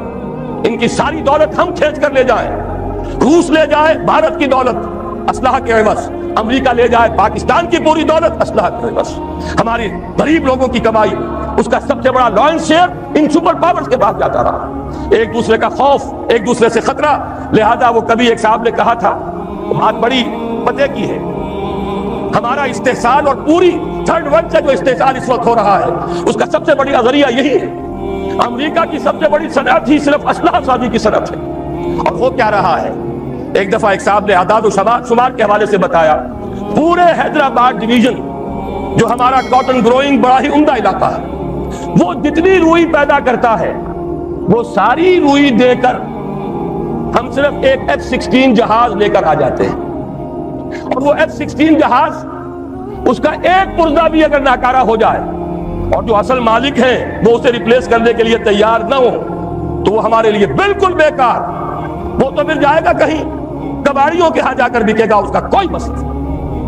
یہ ہوتا رہا ہے 40 برس 45 برس، اور اس میں یہ کہ اس بات کا پورا اندیشہ ہے، بلکہ یہ کہ زائنسٹ لابی کا پروگرام یہ ہے کہ پاکستان کے بھی ٹکڑے کرائیں اور بھارت کے بھی ٹکڑے کرائیں، تاکہ کوئی طاقت نہ رہ جائے جو ان کو کویسچن کر سکے۔ ہمیں یہ احساس و شعور بھارتیوں کے اندر پیدا کرنا ہے کہ ہم اس کا بیٹھ کر معاملہ کریں، اس کا حل نکالیں۔ جو وعدے کیے تھے انہیں اب جو تم نے تاکہ نسیان پر رکھ دیا تھا ان کو پورا کرو، اور خدا کے لیے آپس میں لڑ مرنے کی بجائے اپنے اصل دشمن کو پہچانو۔ لیکن ان سب پر مستضاد اصل میں جو ہمارے لیے دفاع ہے وہ تو یہ ہے کہ اللہ کی طرف سے ہمارا دفاع ہو، اور اللہ کا یہ وعدہ ہے، سورہ حج میں فرمایا گیا ان اللہ یدافع عن الذین آمنوا ان اللہ لا يحب كل کفار اثیم كل خوان کفور اذن للذین یقاتلون بانہم ظلموا وان اللہ علی نصرہم لقدیر۔ اللہ مدافعت کرے گا اہل ایمان کی طرف سے، اللہ تعالیٰ جو ہے خود مدافع ہوگا۔ اللہ تعالیٰ کو کفر پسند نہیں ہے، خائن پسند نہیں ہے، ناشکر اور کافر پسند نہیں ہے۔ یہ تو مسلمان میدان میں نہ ہو تو بات دوسری ہے، پھر وہ کافروں میں دیکھے گا کس کے اندر زیادہ صلاحیت ہے، اس کو زمین کا قبضہ دے دے گا۔ لیکن مسلمان ہوں، ثابت کر دیں کہ ایمان اور عمل صالح کا حق ادا کرنے والے مسلمان ہیں، تو کیسے ممکن ہے اللہ کو ان سے کوئی محبت نہیں؟ پھر تو اللہ تعالیٰ دفاع کرے گا اپنے بندوں کی طرف سے، اور اللہ تعالیٰ ان کی نصرت پر قدیر ہے، اس کی قدرت رکھنے والا ہے۔ جب تک کہ یہ دفاع ہمارے شامل حال نہیں ہوگا، اور وہ کیسے ہوگا؟ جب کہ ہم اللہ کے خلاف جو جنگ کر رہے ہیں اسے بند کریں، اللہ کے ساتھ مفاہمت کریں، مصالحت کریں، صلح کریں۔ یہ سمجھ لیجیے اسلام کے معنی کیا ہے؟ گردن آدم، اگر کوئی مقابلہ تھا سپر انداختن، سپر ڈال دینا۔ اللہ کے سے اگر کوئی جنگ تھی، کوئی تصادم تھا، ہتھیار پھینک دینا، یہی تو اسلام ہے۔ ہمیں چاہیے بحیثیت قوم، بحیثیت ملک، ہم اللہ تعالیٰ سے جنگ بند کریں، اس کے سامنے اپنے ہتھیار پھینک دیں، اس کی اطاعت قبول کریں، تو اللہ ہمارے دفاع کا ضامن ہے۔ ان اللہ یدافع عن الذین آمنوا ان اللہ لا يحب كل خوان کفور۔ اب آئیے وہ نظام خلافت، جنرل صاحب نے آپ کو بتایا، صحیح بتایا، کوئی عنوان کی تبدیلی مراد نہیں ہے۔ جیسے ہمارے قومی اخبار کے اداریہ نگار کو کوئی شک پیدا ہو گیا تھا، استحزان کہہ دیا کہ موجود ہے یہ صدر مملکت ہے یا سربراہ حکومت ہے، ان کے ہاتھ میں بیعت کر لو خلافت ہو جائے گی، معاذ اللہ۔ بات سمجھ لیجئے، کامل نظام بدلنا ہے۔ جیسے کہ شاہ ولی اللہ دہلوی نے 250 برس قبل نعرہ لگایا تھا، فَقُ كُلَّ نِظَامٍ، یہ پورا نظام توڑ پھوڑ کر رکھ دینا ہے، اس کے اجزاء کو علیحدہ علیحدہ کر کے بکھیر دینا ہے۔ ظاہر ہے یہ کام انقلابی جد و جہد کے بغیر نہیں ہو سکتا، یہ ووٹوں کی بھیک مانگ کر نہیں ہو سکتا، یہ محض ریزولوشن پاس کرنے سے نہیں ہوگا، یہ خالی اور خونی نعرے لگانے سے نہیں ہوگا، ایک انقلاب کے ذریعے سے ہوگا، جانیں دے کر ہوگا، قربانیاں دے کر ہوگا۔ لیکن جب ہو جائے گا تو اس کے خد و خال کیا ہوں گے؟ یہ ہیں 10 نکات جو اس میں نے میدان میں دیکھا کہ ایک ایک بینر کی حیثیت سے یہ سامنے رکھے ہوئے، لیکن ظاہر بات ہے پڑھ نہیں سکیں گے آپ، میں اجمالاً ان میں سے ہر ایک کی وضاحت کروں گا۔ سب سے پہلا نکتہ، اللہ کی حاکمیت کا غیر مشروط اقرار، جو بحمداللہ قرارداد مقاصد میں ہے، لیکن اس کا عملی نتیجہ کتاب و سنت کی غیر مشروط بلا استثناء بالادستی کو تسلیم کرنا دستور میں، جو ہم نے نہیں کیا۔ بڑی ڈینگ ماری، عوام کو دھوکہ دے دیا، علماء بھی پہلے تو کچھ بہت بیانات انہوں نے تیکھے دیے تھے، کچھ خیال ہو رہا تھا کہ شاید ہمت کریں گے، بعد میں سب کے سب انکار زیر پر ہو گئے۔ ایک دھمکی ملی، تم IJI کے ٹکٹ پر منتخب ہوئے ہو، سینیٹر بنے ہو، ہمارے بنائے بنے ہو، نہیں بول سکتے، لہذا چپ ہو گئے۔ ورنہ واقعہ یہ ہے، مولانا زاہد الراشدی کا ایک مراسلہ مجھے ملا تھا، وہ تمام علماء کو انہوں نے بھیجا کہ کیا مشروط بالادستی کتاب و سنت کی اسلام میں جائز ہے؟ ہر شخص کہے گا حرام، غیر مشروط بلا استثناء بالادستی، چاہے وہ نظام ہو اور چاہے وہ قانون ہو۔ ہم نے کہا ہے قرآن و سنت کی بالادستی بشرطے کہ وہ ہمارے نظام پر اثر انداز نہ ہو۔ یہ کلمہ کفر ہے، یہ وہ بات ہے جو قرآن کہتا ہے افتؤمنون ببعض الکتاب وتکفرون ببعض فما جزاء من يفعل ذلك منكم الا خزي في الحياة الدنيا ويوم القيامة يردون الى اشد العذاب وما الله بغافل عما تعملون۔ تو کیا تم ہماری کتاب کے ایک حصے کو مانتے اور ایک کو نہیں مانتے؟ تو جو کوئی بھی یہ کام کرے گا اس کی سزا اس کے سوا کچھ نہیں ہے کہ دنیا کی زندگی میں ذلیل و خوار کر دیے جائیں، جو کہ ہم ہیں اس وقت ہے۔ آج کیوں ذلیل کے کل تک نہ تھی پسند گستاخی فرشتہ ہماری جناب میں؟ اس کا جواب اس آیت میں ہے۔ الا خزي في الحیات الدنیا ویوم القیامۃ یردون الی اشد العذاب، اور قیامت کے دن ان کو شدید ترین عذاب میں جھونک دیا جائے۔ اور اللہ غافل نہیں ہے اسے جو تم کر رہے ہو۔ کس کو دھوکہ دے رہے ہیں؟ عوام کو دھوکہ دے لو گے، اللہ کو تو نہیں دے سکتے۔ عوام کو تم نے مطمئن کر دیا، ہم نے نفاذ شریعت تک پاس کر دیا، وعدہ پورا کر دیا، لیکن یہ کہ اللہ کے ساتھ یہ دھوکے بازی بہت مہنگی پڑے گی۔ اس کا ایک نتیجہ اور سمجھ لیجئے، یہ خیال جو ہے یہ غلط ہے کہ کوئی قانون سازی ہوگی نہیں خلافت میں۔ قانون سازی ہوگی، اس لیے کہ اللہ اور اس کے رسول کے احکام وہ تو گنے چنے ہیں، وہ تو حدود ہے، دائرہ ہے، اس دائرے کے اندر جو مباحات ہیں وہ سب کی سب اپنے مشورے سے ہم طے کر سکتے ہیں۔ کیا بجٹ بنائیں، ایلوکیشن کیا ہو، ٹیکسیشن کیا ہو، فورن پالیسی کیا ہو، ایجوکیشن پر کیا نظام بنایا جائے، اس پہ ایلوکیشن کی طرح سارے کام جو اصل ہے وہ مباحات کا دائرہ ہے، اس کے اندر لیجسلیشن ہو سکتی ہے۔ وہ لیجسلیشن بھی عدالت نہیں کرے گی، وہ مولوی نہیں کریں گے، بلکہ یہ کہ وہی اسمبلی کرے گی جو علامہ اقبال نے کہا تھا اپنے لیکچرز میں کہ آج کے دور میں اجتہاد بذریعہ پارلیمنٹ ہوگا۔ اس کے کیا معنی ہے؟ یہ نہیں کہ بعض جاہل لوگ آ جائیں گے تو وہ اجتہاد کریں گے، بلکہ یہ کہ اجتہاد تو اہل علم کریں گے۔ البتہ جس کا اجتہاد نافذ ہوگا وہ ہوگا جسے پارلیمنٹ کی اکثریت تسلیم کرے، اور عدالتوں کو یہ اختیار حاصل ہوگا، جو اعلیٰ عدالتیں ہیں سپیریئر کورٹس، وہاں ایک عام آدمی بھی جا کر دعویٰ دائر کر سکے گا کہ جناب دستور میں لکھا ہوا ہے کتاب و سنت کے خلاف کوئی قانون سازی نہیں ہو سکتی، فلاں قانون میں ثابت کرتا ہوں کتاب و سنت کے منافی ہے۔ عدالت کو اختیار ہوگا، وہ اس کو کل عدم قرار دے دے، گورنمنٹ کو نوٹس دے، اتنی مدت کے اندر اندر اس کی جگہ پر دوسری قانون سازی کتاب و سنت کے دائرے کے اندر اندر کر لو، خلا کو پر کر دو، ورنہ فلاں تاریخ سے یہ قانون کل عدم۔ یہ ہے پروسیس۔ اس پروسیس کو واقعہ یہ ہے کہ صحیح انداز میں شروع کیا تھا ضیاء الحق نے، نظری طور پر ہر ایک کے ساتھ انصاف کیا جانا چاہیے، جو اس نے کیا ہے اس کا بھی اقرار ہو، جو نہیں کیا ہے اس کا بھی اعلان ہو۔ انہوں نے کیا، شریعت کورٹ بنا دی، اور یہی اصول طے کیا، شریعت کورٹ میں ہر مسلمان جائے، کوئی قانون ہو اس کے بارے میں اگر وہ ثابت کر دے یہ کتاب و سنت کے منافی ہے کل عدم ہو جائے گا۔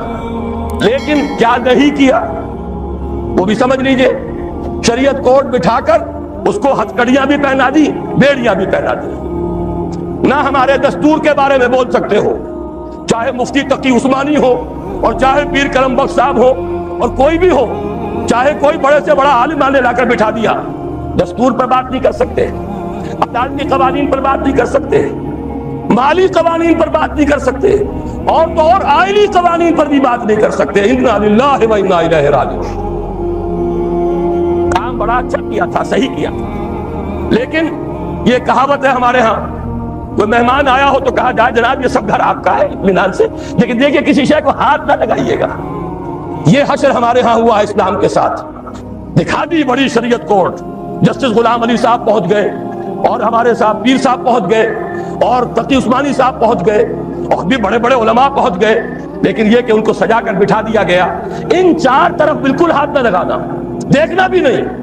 باقی کچھ قوانین ہے، ہوتا رہا ہے، ہوتا رہے گا، لیکن نہ مالیات کا نظام بدلے گا، نہ خاندانی نظام جو ہے اس میں جو کچھ کیا تھا ایک عامر مطلق نے پہلے ایوب خان نے، اور اس کو دوسرے اس عامر نے مسلسل 11 برس تک تحفظ دیا ہے، جس کو تمام اس ملک کے جتنے بھی مسلمہ فرقے ہیں، جتنے مسلک ہیں، سنی، شیعہ، دیوبندی، بریلوی، اہل حدیث، جماعت اسلامی، سب نے یہ کہا کہ یہ غلط ہے، شریعت سے خلاف ہے، شریعت سے تجاوز ہے، لیکن وہ قانون 1962 سے لے کر 1992 آ رہا ہے، 30 برس سے جوں کا توں لاگو۔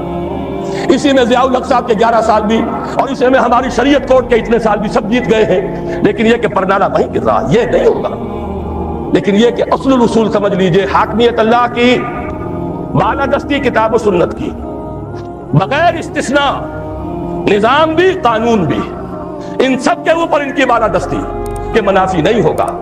اگر کسی کو خطرہ ہے کہ یہ منافی ہے، جائے ہائی کورٹ میں، سپیریئر کورٹ میں، ثابت کر دے، علماء بھی جائیں، دلائل دیں، ثابت کر دیں کتاب و سنت کی حدود سے تجاوز ہو گیا ہے، کل عدم ہو جائے گا۔ یہ ہے سیاسی اور دستوری ڈھانچہ اس اسلامی نظام کا جو خلافت ہے، اس لیے کہ خلافت کے معنی ہی نیابت کے، حاکمیت کی نفی ہے اس میں، اسی لیے تو ہم نے جمہوریت کی اصطلاح ترک کر دی۔ جمہوریت کو کتنا ہی دھو لے، پاک کر لے، کتنے ہی پانیوں میں سے نکال لے، اس میں انسانی حاکمیت کا تصور کچھ نہ کچھ باقی رہ جاتا ہے۔ حیرت ہوتی ہے علامہ اقبال کے فرزند وہ شخص جو کہہ گیا اسی شہر لاہور میں دفن ہے، یہ شہر اقبال ہے شہر لاہور، کہ سروری زیبا فقط اس ذات بے ہمتا کو ہے، حکمراں ہے ایک وہی باقی بتانے حاضری۔ ان کے فرزند ارجمن پارلیمنٹ کی ساورنٹی کا نعرہ لگا رہے ہیں۔ یہ ساورنٹی کا نعرہ لگانا اپنے والد کے فلسفے کی کامل نفی۔ دوسرا نقطہ، مخلوط قومیت کی نفی۔ خلافت میں خلافت المسلمین ہوتی ہے، خلیفہ خلیفت المسلمین ہوتا، غیر مسلموں کا نہیں۔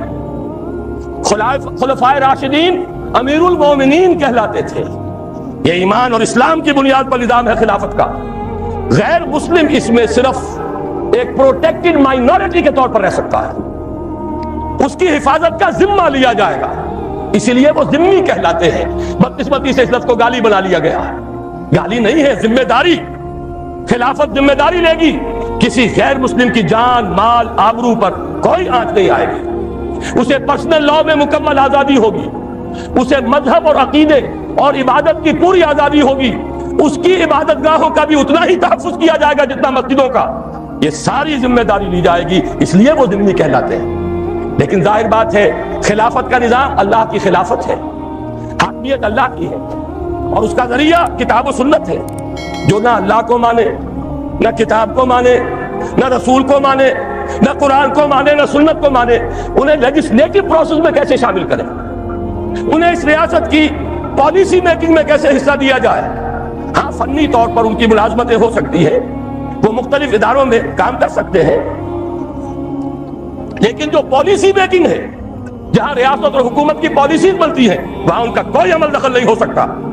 جہاں لیجسلیشن ہے، قانون بننا ہے، جو کتاب و سنت کے تابع بننا ہے، وہاں ان کا کوئی دخل نہیں ہوگا، وہ ہوں گے پروٹیکٹڈ مائنورٹی۔ یہی اب میں چاہتا ہوں اس حدیث کا ٹکڑا جو میں نے روک لیا تھا بیان کر دوں، اور یہ در حقیقت قرآن مجید کی ایک آیت کی روشنی ہے۔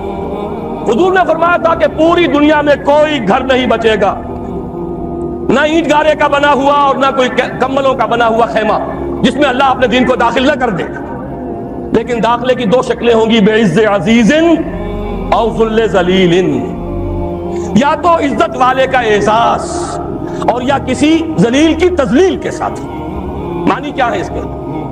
اگر گھر والا خود اسلام قبول کر لیتا ہے، للہ العزت ولرسولہ وللمؤمنین، اب وہ بھی اس عزت کے اندر شریک ہو گیا جو اللہ کے لیے ہے، رسول کے لیے، اہل ایمان کے لیے، اس کے اعزاز کے ساتھ اس کے گھر میں اسلام داخل ہوا۔ اور جو اسلام قبول نہیں کرے گا، ظاہر بات ہے اسے بھی اپنے گھر کے اندر جو چاہے کر لے، لیکن پورے نظام کے تابع ہو کر رہنا پڑے گا۔ جو بھی لا آف دی لینڈ ہے اس میں اللہ اور اس کے رسول کا حکم چلے گا، لہذا اس کی توہین ہو گئی خود بخود۔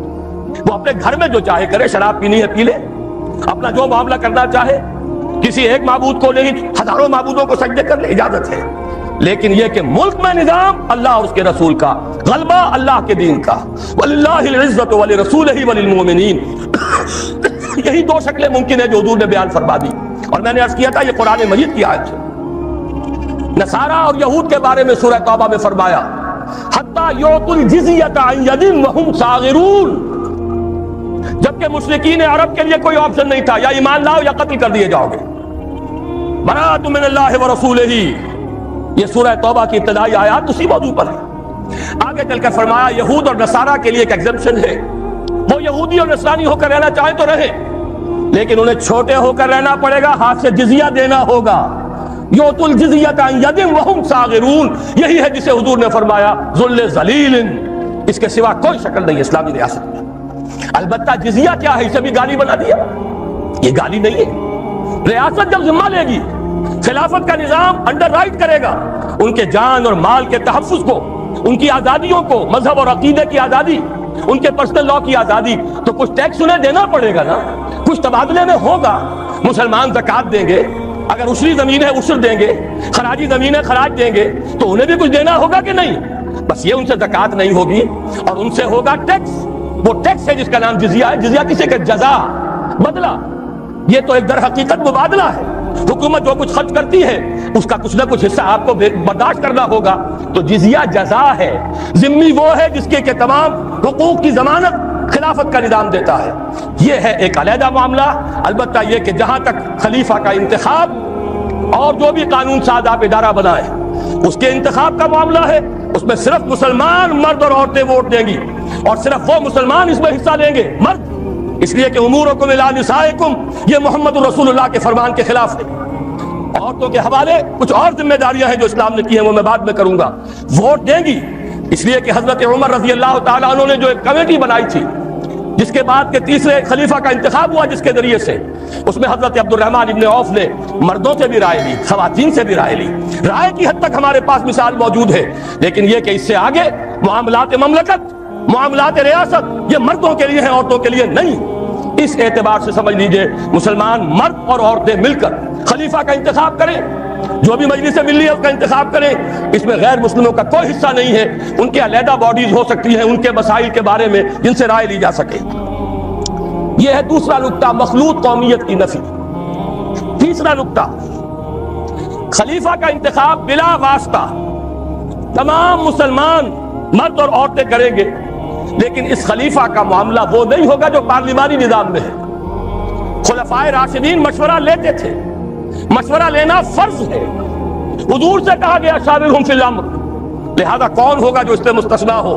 لیکن یہ ووٹوں کی گنتی کا معاملہ کبھی نہیں رہا اسلام میں، خلیفہ راشد نے کبھی گنتی کر کے ووٹ لے کر اور فیصلے نہیں کیے، بلکہ یہ کہ خلیفہ کو پورا اختیار ہے۔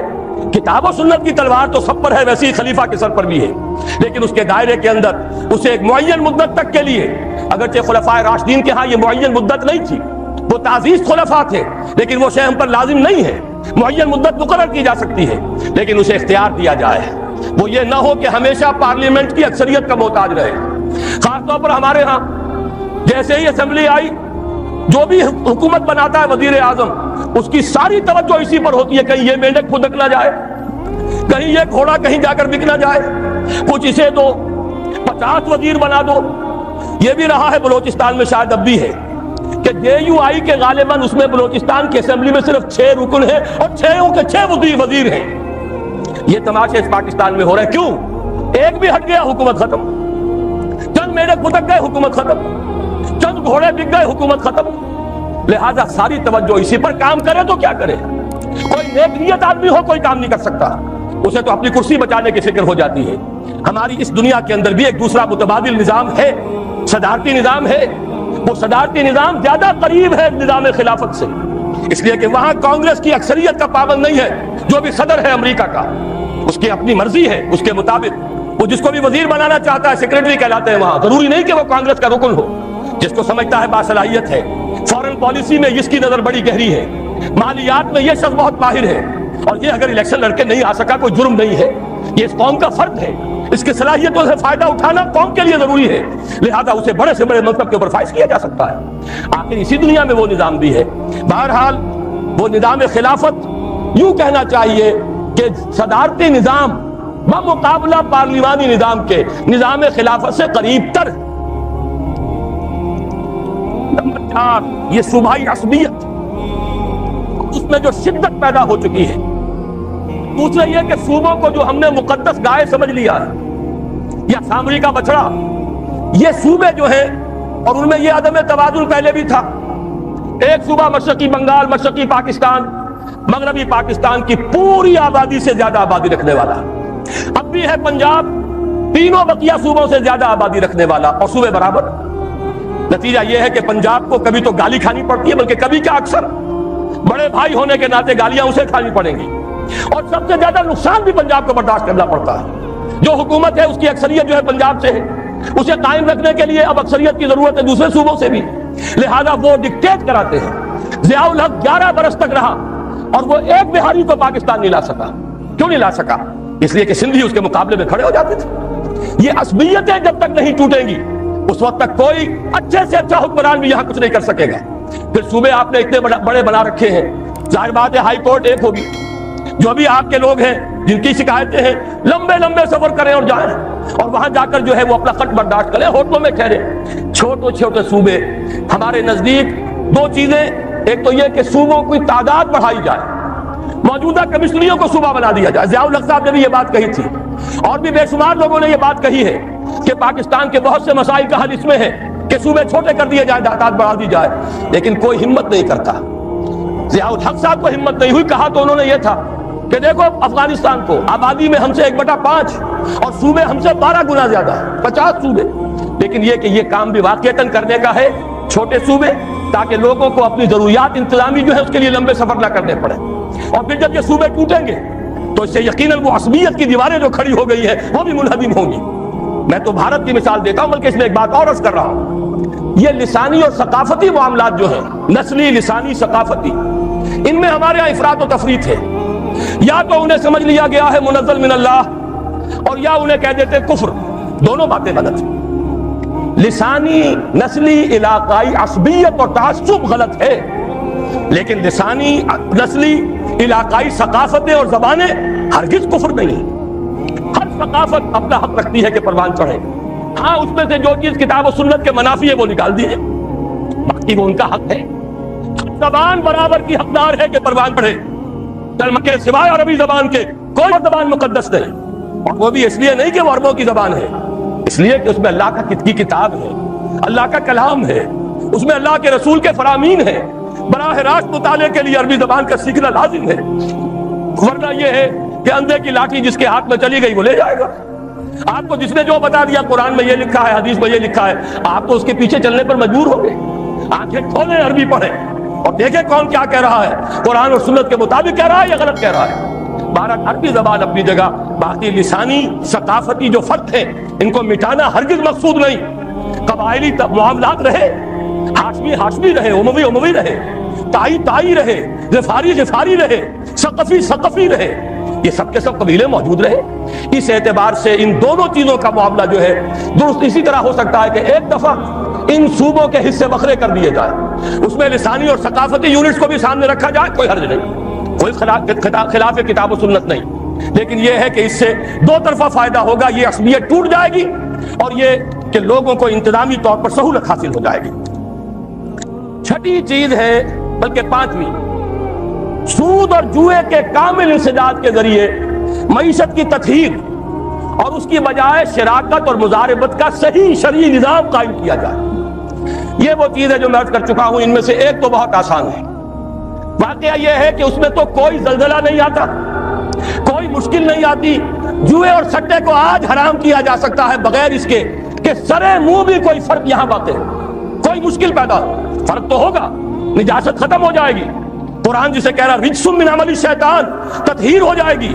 لیکن یہ کہ کوئی زلزلہ نہیں آئے گا کہ کوئی ہماری نظام معیشت کا وہ لازمی حصہ ہے. سود کے بارے میں مانتا ہوں زلزلہ آئے گا، لیکن یہ زلزلہ خوش آئند زلزلہ ہے، اور جب تک یہ زلزلہ نہیں آئے گا تدریجاً سود ختم نہیں کیا جا سکتا. جب ایک طرف آپ حرام کی دکان کھلی رکھیں گے اور حرام سستا مل رہا ہوگا، دوسری طرف حلال ہوگا اور وہ مہنگا ہوگا، عام آدمی لازماً پانی جو ہے نشیب کی طرف جاتا ہے، وہ حرام کی طرف راغب ہو جائے گا. حرام کا دروازہ بند کیجئے. اب سرمایہ کہاں جائے گا؟ گھر میں نہیں رکھا رہے گا. گھر میں رکھا رہے گا پگھل جائے گا برف کی طرح. گھر میں رکھا جائے گا ڈیویلویشن کے ذریعے سے، انفلیشن کے ذریعے سے کم ہوتا چلا جائے گا. لا محالہ اسے میدان میں آنا پڑے گا، اور میدان میں آنے کے دو ہی راستے ہیں، مضاربت یا شراکت. یا یہ کہ خود کام کرو. ہماری عظیم اکثریت تو انہی لوگوں پر ہے، اپنا سرمایہ اپنی دکان، تھوڑی پونجی ہے ریڈی لگا رہا ہے، اس سے بھی کم ہے چھابڑی لے کر اپنے سر پر پھر رہا ہے. زیادہ اکثریت تو ان لوگوں کی ہے. لیکن جو بہت بڑے بڑے لوگ ہیں، کارخانے لگائیں شراکت کی بنیاد پر، کمپنیاں چلائیں مضاربت کی صحیح بنیاد پر. یہ لیبل جو ہے سود کے اوپر، یہ چاہے وہ پی ایل ایس ہے اور چاہے مضاربہ اس وقت جو ہو رہا ہے، وہ بہت بڑی جسارت ہے کہ سود کو مضاربہ کہا گیا ہے. یہ جتنے بھی نظام ہم نے اختیار کیے ہیں یہ در حقیقت کل کے کل سود ہے. ہر بینکر سے پوچھ لیجئے، لکھ کر تو نہیں دے گا اس لیے کہ سرکاری ملازم ہے، اس کے بھی بال بچے ہیں، وہ بھی میرے اور آپ کی طرح اللہ تعالیٰ پر اعتماد اور توکل نہیں رکھتا ہے، اسے بھی تنخواہ کا سہارا ہے. لیکن یہ کہ پوچھ لیجئے فوراً کہے گا کہ یہ وہی سود ہے، صرف لیبل بدلا ہے. حقیقت میں سود کو ختم کریں گے تو اللہ اور اس کے رسول سے ہماری صلح ہوگی، مصالحت ہوگی. ورنہ اللہ اور اس کے رسول کے خلاف جنگ کرتے رہیے، عذاب پر عذاب کے کوڑے آئیں گے. اور کوئی عجب نہیں کہ وہ چھوٹا کوڑا جس میں 2 لخت کیا تھا، لیکن غنیمت تھا کہ مشرقی پاکستان ون پیس رہا، ایک ملک تو رہا. بنگلہ دیش ہے، مسلمانوں کی اکثریت کا ملک ہے. وہ دور بھی گزر گیا جبکہ وہاں کسی نے یہ کہا تھا کہ اگرچہ بنگلہ دیش آبادی کے لحاظ سے سب سے بڑا مسلمان ملک ہے، but we won't like to be called a Muslim country. ہم یہ نہیں چاہیں گے کہ ہمیں مسلمان ملک کہا جائے. انا للہ و انا الیہ راجعون. یہ پہلے وزیر خارجہ تھے بنگلہ دیش کے، لیکن اللہ کا شکر ہے وہ وقت گیا. ون پیس ہے، کبھی بھولی ہوئی منزل بھی یاد آتی ہے راہی کو. اگر ہم نے کوئی قدم اٹھا لیا، یہ جنرل صاحب جو اپنا خون بہا کر آئے ہیں اس سرزمین میں، کیا جب کہ ہمارے اور فوجیوں کے اور جتنے لوگوں نے وہاں خون بہائے ہیں اور جن کے خون وہاں جذب ہوئے ہیں وہ رنگ لائے گی ہنا پتھر پہ گر جانے کے بعد. اور پھر وہ ملک کم سے کم ون پیس ہے، ون پیس باقی ہے، ون پیس واپس بھی آ سکتا ہے. لیکن یاد رکھیے اگر اللہ کے عذاب کا دوسرا کوڑا مغربی پاکستان پر برسا تو یہ ایک پیس نہیں رہے گا، اس کے کئی ٹکڑے ہوں گے. منصوبے بن رہے ہیں. کبھی کوئی ہمیں سناتا ہے اور امریکہ ہی کی سازش ہے، یہودیوں کی پشت پناہی ہے. کراچی کو الگ کرو، دیکھو ہانگ کانگ کو، دیکھو سنگاپور کو. سنگاپور آبادی میں تم سے 1/3، رقبے میں تم سے 1/3، صرف کراچی شہر سے بھی آبادی میں 1/3. اور دنیا میں کیا اس نے تہلکہ مچا دیا ہے، اس کی تجارت اور صنعت کے ڈنکے بج رہے ہیں. کیوں نہیں تم بھی الگ ہو جاتے؟ اور سندھو دیش، تمہاری زبان، تمہارا کلچر، تمہیں ریڈ انڈین بنایا جا رہا ہے، تم تو ختم کر دیے جاؤ گے. کیوں نہیں سندھو دیش بنواتے؟ یہ ساری تحریکیں اندرونی ہی اس کے اسباب نہیں ہے، خارجی اس کی طرف سے تحریکیں موجود ہیں. اگر یہ کامیاب ہو گئے خدا نہ خواستہ خاکم بدہن تو یہ تو کئی ٹکڑے ہوں گے. اور میں نے پہلے بھی کہا تھا، آج پھر سنا دینا چاہتا ہوں، یہ شہر لاہور ہے. بہت سے لوگ خوش ہوتے ہیں ہماری سرحد کے اس پار سکھوں نے ناک میں دم کر رکھا ہے بھارتی حکومت کا.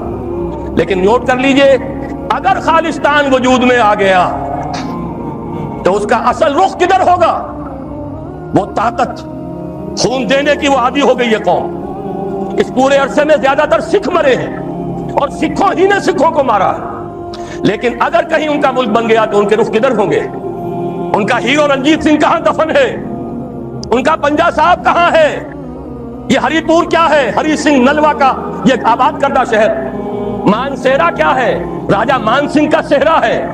یہ سارے علاقے تو یہاں ہیں. ادھر تو ان کا کوئی مقدس شہر ہی نہیں. امرتسر سے ادھر ہے جو بھی کچھ ہے ان کا تقدس. اور اگر خدا نہ خواستہ پاکستان کے ٹکڑے ہو گئے، اگر سندھ علیحدہ ہو گیا تو پنجاب ہوگا لینڈ لاکڈ، اس کے پاس تو کوئی سمندر نہیں. اور اس کے بعد واقعہ یہ ہے کہ سب سے بڑی دشمنی سرحد کے اس پار سے آئے. اور کوئی عجب نہیں کہ مہاراجہ رنجیت سنگھ کا دور دوبارہ آ جائے. ذرا مسلمان یاد تو کریں، اسی شاہی مسجد میں استبل بن گیا تھا. مسجدوں کی سیڑھیاں یہاں قرآن شریف کے نسخوں سے بنائی گئی. خالدہ ان پر پاؤں رکھ کر چڑھتا تھا، مسجد میں جاتا تھا اور گھوڑے بندھے ہوئے تھے. یہ دور کہیں لوٹ کر نہ آ جائے.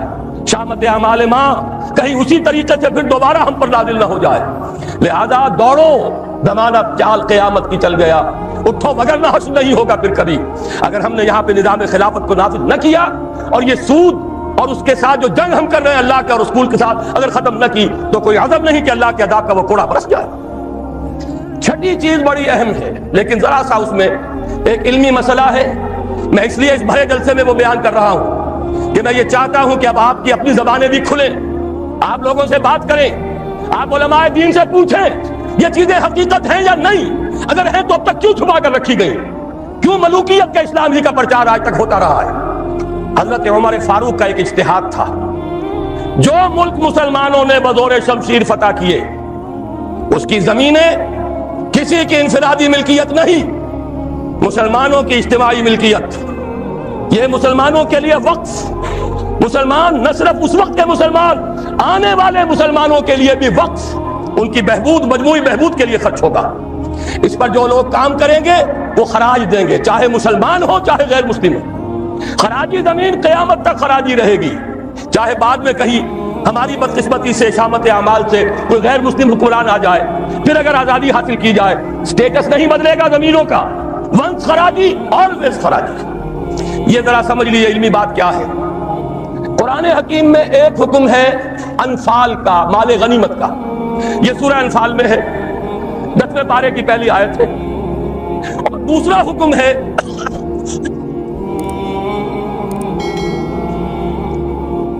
مال فے کا. یہ سورہ حشر میں ہے.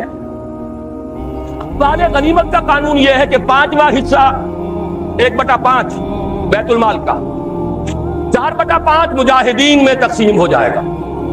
سوار ہے گھوڑا اور اونٹ بھی اس نے اپنا رکھا ہوا ہے تو اس کو 2 حصہ ملے گا، پیدل ہے 13. اموال فے کیا ہے؟ کل کے کل بیت المال کے، کسی کا کوئی حصہ نہیں۔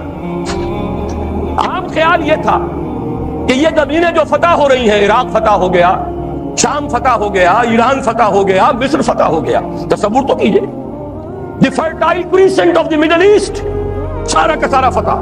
چند سالوں کے اندر اندر چند ہزار صحابہ تھے جنہوں نے ان سارے علاقوں کو فتح کر لیا۔ اب انہوں نے مطالبہ کیا کہ جناب یہ مال غنیمت ہے، ہم نے جنگ کر کے فتح کیا، لہذا یہ زمینیں تقسیم کر دیجئے، 5واں حصہ رکھ لیجئے بیت المال کا۔ حضرت عمر نے فرمایا اگر میں نے یہ زمینیں اور یہ رقمیں تمہیں تقسیم کر دیے تو بعد کے آنے والے مسلمانوں کو کیا ملے گا؟ واقعہ یہ ہے کہ تاریخ انسانی کا بدترین جاگیردارانہ نظام قائم ہو جاتا اگر حضرت عمر یہ فیصلہ نہ کرتے۔ وہ عمر فاروق کان رائے موافقا بالکتاب والسنہ، کتاب اور وحی کے مطابق ان کی رائے، بلکہ میں کہتا ہوں وہی ان کی رائے کے مطابق نازل ہوئی۔ وہ عمر بن الخطاب جن کے بارے میں حضور نے فرمایا کہ لو کان بعدی نبی لکان عمر، میرے بعد کوئی نبی ہوتا تو عمر ہوتے، یہ ان کا اجتہاد ہے، اور یہ اجتہاد کسی مولوی کا نہیں، امیر المومنین کا ہے۔ جبکہ پوری ملت اسلامی ایک حکومت، ایک نظام، مذہب اور سیاست میں کوئی تفرقہ نہیں، وہی خطیب ہے مسجد نبوی کا اور وہی امیر ہے وہ حکومت کا، سربراہ ہے حکومت کا، اس کا اجماع اور خلافت راشدہ کا یہ اجماع، یہ تو گویا کہ ہمیشہ کے لیے اٹل قانون۔ اس کے اوپر اس اجتہاد پر عمل کیجئے۔ زرعی زمین کی 2 قسمیں ہماری شریعت میں ہیں۔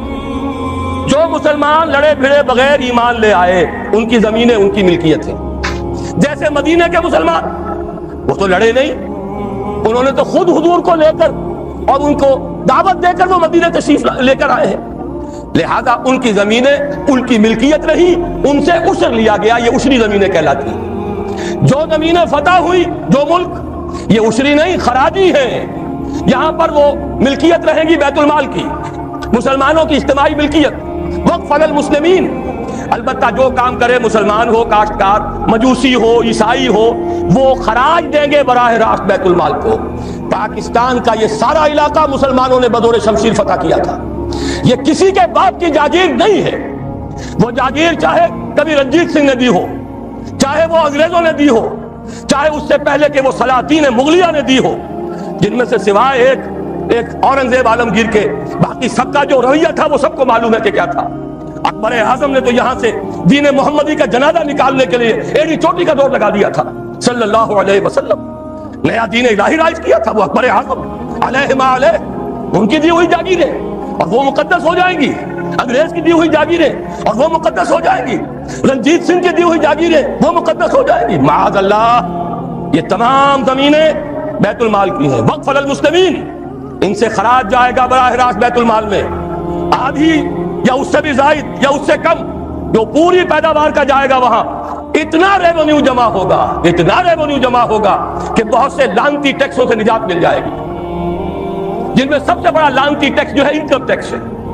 عام کاروباری آدمی یا تو ہمہ وقت کلرک رکھے، اکاؤنٹنٹ رکھے، اور پھر اسے بازار سے بھی نہیں ملتی رسید، وہ سامان لے کر آتا ہے رسید نہیں دیتے، اب وہ جاتا ہے انکم ٹیکس افسر کے سامنے بھیگی بلی بنا کھڑا ہوا ہے، جھوٹ بولے، جھوٹ حلفیہ بیان دے، رشوت دے، اکاؤنٹنٹس کو دے، انکم ٹیکس آفیسر کو دے، چھوٹ جائے گا، جان بچ جائے گی، اور اگر جھوٹ نہیں بولے گا اپنی بساط الٹ دے۔ لہذا تقریباً سب کے سب جھوٹے ہو گئے، جھوٹے حلف دیتے ہیں۔ جب جھوٹا حلف انسان نے دے دیا ایک معاملے میں تو یوں سمجھئے کہ کارک کھل گیا بوتل کا، اب تو جھوٹ ہی ہوگا، اسی کا راج ہوگا۔ یہ سب سے بڑا ملعون ٹیکس ہے کہ جس نے ہمارے ہاں صداقت کا، دیانت کا، امانت کا جنازہ نکال دیا۔ اور یہ سب کچھ کیوں؟ اس لیے کہ جو اصل آمدنی کا ذریعہ ہے وہ تو ہم نے جاگیرداروں کو دے رکھا ہے، ان کے محل کو سج رہے ہیں، ان کے بڑے بڑے بنگلے ہیں، ان کے عیش ہیں۔ ہاری کو دیکھو، یہاں کے کاشتکار کو دیکھو۔ ایک صاحب نے ایک دفعہ کہا تھا جو پہلے لاہور میں رہتے تھے پھر کچھ عرصے جا کر ایک دیہات میں مقیم ہوئے، کہنے لگے خدا کی قسم میں دیکھ کر حیران رہ گیا ہوں، پنجاب کا دیہاتی کاشتکار خود نہیں نہاتا، ہفتوں اپنی بھینس کو ضرور نہلاتا ہے لیکن خود نہانے کا کوئی تصور نہیں، وہ حیوان سے بدتر ہو کر زندگی گزار رہا ہے۔ یہی حال ہاریوں کا ہے، یہی آپ جا کر دیکھیے وہ بیچارے بھیڑے بکریاں پالنے والے بلوچستان کا عام بلوچ، اور عیش کن کے ہیں سرداروں کے، عیش کن کے ہیں جاگیرداروں کے، زمینداروں کے۔ یہ سارا نظام ختم کر کے اور اس اجتہاد کے اصول پر یہ ساری زمینیں خراجی ہیں۔ اسی شہر لاہور کی بات کہہ رہا ہوں، ایک بہت بڑے مفتی صاحب، ان کے صاحبزادے نے مجھے بتایا کہ میرے والد صاحب کا قول یہ ہے کہ یہاں کی ساری زمینیں خراجی ہیں، عشری نہیں ہیں۔ لیکن جب انہی کے دارالعلوم میں ہمارے ایک ساتھی نے استفتاء لکھ کر بھیجا تو ان مفتی صاحب نے دستخط نہیں کیے، کسی اور چھوٹے مفتی سے، وہ جو مفتی صاحب ابھی سمجھیے کہ ابھی وہ ایکسرسائز ہی کر رہے ہیں، اپرینٹس ہیں، ان کے ہاتھ سے دستخط کروا کے بھجوا دیا، یہ تو عشری ہے۔ یہ حال ہمارے علماء کا ہو چکا ہے۔ کیوں ہو گیا ہے؟ یہ سارے ادارے کن سے چلتے ہیں؟ چندے کون دیتے ہیں؟ سرپرستی کون فرماتا ہے؟ وہ تو وہی لوگ ہیں۔ سرمایہ دار کا چندہ نہ ہو تو دارالعلوم نہیں چلے گا، سرمایہ دار کا چندہ نہ ہو تو یہ سارے جو بھی ٹھاٹھ بچھے ہوئے ہیں، جو بڑی بڑی مسندیں سجی ہوئی ہیں، جو بڑی بڑی جائیدادیں بن گئی ہیں، ریاستیں بن گئی ہیں، یہ کہاں سے آئیں گی؟ لہذا سچ بات کیسے کہی جائے؟ ان کے لیے ہیں مشکلات ہیں، لیکن اب ہمیں حقائق کو علل اعلان کہنا ہوگا۔ وہ جو اقبال نے کہا تھا، وہ شعر تو آپ کو سنایا جنرل صاحب نے، کس نہ باشد در جہاں محتاج کس، نقطۂ شرع مبین نس تو بس۔ اور میں آپ کو شعر سنا رہا ہوں جو ہر سے قل لفظ میں پوشیدہ تھی اب تک، اس دور میں شاید وہ حقیقت ہو نمودار۔ اور میں ابتدا میں کہہ چکا ہوں علامہ اقبال کی بات، میں ان کا ادنا طالب علم ہوں، ویسے میں انہیں کوئی معصوم نہیں سمجھتا، ان کی عملی زندگی ہمارے لیے مثالی نہیں ہے، قابل تقلید نہیں ہے، ان کا فکر ہے جو بہت بلند ہے۔ مجھے آج کے دور میں، اس پوری صدی میں، فکر کے اعتبار سے ان کے قریب بھی کوئی شخص نظر نہیں آیا آج تک۔ 60ویں برس میں ہوں اپنی عمر کے میں، اور مطالعہ کر رہا ہوں کم سے کم 40 برس سے۔ لیکن یہ کہ اپنی جگہ ہے، عظمت ایک پہلو سے بہت ہے، دوسرے پہلو سے وہ ہمارے لیے کوئی واجب التقلید نہیں۔ عملی زندگی خود وہ کہہ گئے، اقبال بڑا اپدیشک ہے، من باتوں میں موہ لیتا ہے، گفتار کا یہ غازی تو بنا، کردار کا غازی بن نہ سکا۔ کوئی بات نہیں، اللہ معاف فرمائے گا عمل کو۔ بات صحیح کہی ہے، اور وہ یہ کہی ہے کہ دور ملوکیت میں اسلام کے چہرے انور پر جو پردے پڑ گئے تھے، آج وقت آیا ہے کہ ان پردوں کو اٹھا دیا جائے، ڈنکے کی چوٹ کہا جائے یہ زمینیں خراجی ہیں، کسی کی ملکیت نہیں ہے، کسی کے باپ کی جاگیر نہیں ہے، یہ سب مسلمانوں پر وقف ہے، ان کی بہبود کے لیے ہے، ان سے خراج براہ راست جائے، نیا بندوبست اراضی کیا جائے۔ جو پہلے کام کر رہے ہیں ان کا حق فائق ہے، الفضل للمتقدم پہلے موجود ہیں، جو کام کر رہے ہیں ورکیبل یونٹ بنا دیا جائے۔ اور یہ وہ بات ہے، سن 82 میں نے صرف 2 مہینے کی خطا کی تھی، ضیاء الحق صاحب کی شورا میں 2 اجلاس اٹینڈ کیے تھے، اور ڈنکے کی چوٹ کہا تھا کہ خدا کے لیے ایک کمیشن بٹھائیے، جید علماء بھی ہوں اس میں۔ جب وہ دیکھیں گے کہ موقع ہے سچ بات کہنے کا تو بہت سے حضرات انشاءاللہ تعالی حق بیان کریں گے، لیکن یہ کہ ان کو موقع دیجئے، تحفظ دیجئے، اور یہ کہ بندوبست اراضی کے ماہرین کو بٹھائیے، زمین کا نیا بندوبست ہو جو اس ملک کے لیے مفید ہو، جو عوام کی بہبود میں ہو، جس سے عدل و انصاف کے تقاضے پیدا ہو، پورے ہو جائیں، اور سارا ریونیو بیت المال کو، خزانے کو، اس لیے کہ خراج کی رقم ہر مصرف میں آ سکتی ہے، دفاعی مصرف میں آ سکتی ہے، انتظامی مصرفوں میں آ سکتی ہے، جبکہ عشر اور زکوٰۃ صرف مسلمانوں کی بہبود پر خرچ ہو سکتا ہے۔ لیکن خراج کا معاملہ یہ ہے کہ بہت سی چیزیں جس کے لیے ہمیں ٹیکسیشن کا سہارا لینا پڑتا ہے، وہ سب کے سب بھی ہم اس خراج کی رقم سے پورا کر سکیں گے۔ بہرحال یہ بڑا مشکل کام ہے، اس مشکل ہی کے لیے دعوت دینے کے لیے آپ کی خدمت میں حاضری ہوئی۔ مشکل کے بغیر دنیا میں کبھی کچھ نہیں ہوا، قربانی کے بغیر کہیں اسے آپ توہین رسالت نہ سمجھ لیں، معاذ اللہ ثم معاذ اللہ، قربانی کے بغیر محمد الرسول اللہ والذین معہ، اگر کسی کو حق پہنچتا تھا کہ انہیں کوئی تکلیف نہ پہنچتی اور انقلاب آ جاتا تو وہ محمد تھے صلی اللہ علیہ وسلم، وہ حقدار محبوب رب العالمین سید الاولین والآخرین، ان کو حق پہنچ سکتا تھا۔ ان کے پاؤں میں صرف کانٹے نہیں چبھے، وہ تو ابتدائی بات ہے جب چچی بچھا دیا کرتی تھی دروازے کے باہر کانٹے لا کر، ان پر تو پتھراؤ ہوا ہے، ان کا جسم مبارک لہو لہان ہوا ہے، وہ 3 برس کے لیے شیب بنی ہاشم میں محصور رہے ہیں، شدید ترین فاقے آئے ہیں، وہ 3 دن غار ثور میں چھپے ہوئے رہے ہیں، وہاں آپ نے اپنے آپ کو جو ہے محفوظ رکھا ہے۔ پھر کیا نہیں ہوا؟ جنگ بدر میں طویل ترین سجدہ کیا، اے اللہ کل جو مارکا ہونے والا ہے، اگر کہیں یہ 313 میرے 15 برس کی کمائی اگر کہیں یہ کل ختم ہو گئی تو پھر قیامت تک تیرا نام لینے والا کوئی نہ ہوگا۔ حضرت ابوبکر تھے جو جھونپڑی کے باہر پہرا دے رہے تھے ننگی تلوار کے ساتھ، انہوں نے عرض کیا حسبک حسبک، حضور بس کیجئے بس کیجئے۔ پھر کیا غزوہ احد میں دندان مبارک شہید نہیں ہوئے؟ کیا 70 صحابہ شہید نہیں ہوئے؟ جن میں ایک حمزہ بھی ہے رضی اللہ تعالیٰ عنہ، اسد اللہ و اسد رسول ہی تو ہے ہی، सगे चचा भी हैं, खालाजाद भाई भी हैं, दूध शरीक भाई भी हैं, साथ के खेले हुए हम जोड़ी भी। उनकी लाश आई है, नाक कटी हुई, कान कटे हुए, पेट चाक करके कलेजा चबा हुआ। इसके बगैर इंकलाब नहीं आया था, इसके बगैर निजाम नहीं बदलता। यहां तो जरी टैक्स कोई लगने नहीं देता। मरकज से जरा सी कोई पॉलिसी मुझे तो नहीं मालूम कि क्या आई होगी, मुझे कोई तवक्को नहीं कि वहां से कोई खैर भी आ सकता है, लेकिन यह कि कोई ऐसी थी कि वो नाजुक मिजाज शाह, उनके लिए तो वो भी नाकाबिले बर्दाश्त हो गई। वही IJI की हुकूमत मरकज में, वही IJI की हुकूमत यहाँ, और उसने उसके खिलाफ करारदाद पास कर दी, इसलिए कि टैक्स नहीं दे सकता जमींदार नहीं। बेचारा एक तनख्वाहदार मुलाजिम 3,000-4,000 रुपया, जो आजकल कुछ भी नहीं है, वो तनख्वाह ले रहा है, एट सोर्स उसका इनकम टैक्स कट जाएगा। इनकम टैक्स कटे बगैर तनख्वाह नहीं मिलेगी। लेकिन यह कि इनके लिए कोई टैक्स नहीं, जो टैक्स देने को तैयार नहीं, जिन पर टैक्स नवाज शरीफ साहब लगा सकते हैं, न बेनजीर लगा सकी, न बेनजीर का बाप लगा सका, न नवाज शरीफ साहब के जो सरपरस्त थे वो लगा सके। जाहिर बात है कि उसके लिए तो जब तक जानी कुर्बानी नहीं दी जाएगी, जब तक कि हजारों लोग अपने खून का नजराना देने को तैयार नहीं होंगे, ये जुल्म की रात खत्म नहीं होगी। सातवीं चीज, ज़कात की कामिल तनफीज, इसको भी थोड़ा सा समझिए। बहुत बड़ा मजाक हमने उड़ाया है शरीयत इस्लामी का। बैंक डिपॉजिट पर ज़कात लगा दी, बड़ा तीर मारा, ज़कात नाफिज कर दी, गोया के धोखा दिया लोगों को। एक धोखा दिया, ज़कात आ गई, दूसरा धोखा दिया, सूद गया, जाल हक़ व ज़हक़ल बातिल, तो गोया के सारा काम तो हो गया। लेकिन आदमी देख रहा है न मेरे हाल के अंदर कोई तब्दीली आई, न सरमायादारों की सरमायादारी में कोई कमी आई, न गरीबी और एहतियाज खत्म हुई। अस्पतालों में जाके देखिए किस तरह धक्के मिल रहे हैं। वो तो जिनके पास बड़ी बड़ी फीसें देने के लिए पैसे हो वो जाए, जो भी नर्सरी होम्स है बड़ी से बड़ी, वहां पर जो फीस अदा करे।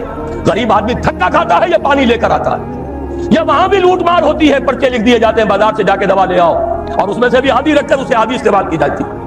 ये इस मुल्क में हो रहा है। जबकि ज़कात भी आ गई, सूद भी चला गया, जाल हक भी हो गया, ज़हक़ल बातिल भी हो गया, जबकि कुछ भी नहीं हुआ। धोखा ही धोखा, फरेब ही फरेब। सही कहा जिन्होंने कहा ये सूद की निजासत में से एक हिस्सा आपने ले लिया। 10%, 15% सूद दिया था, 2.5% ले लिया।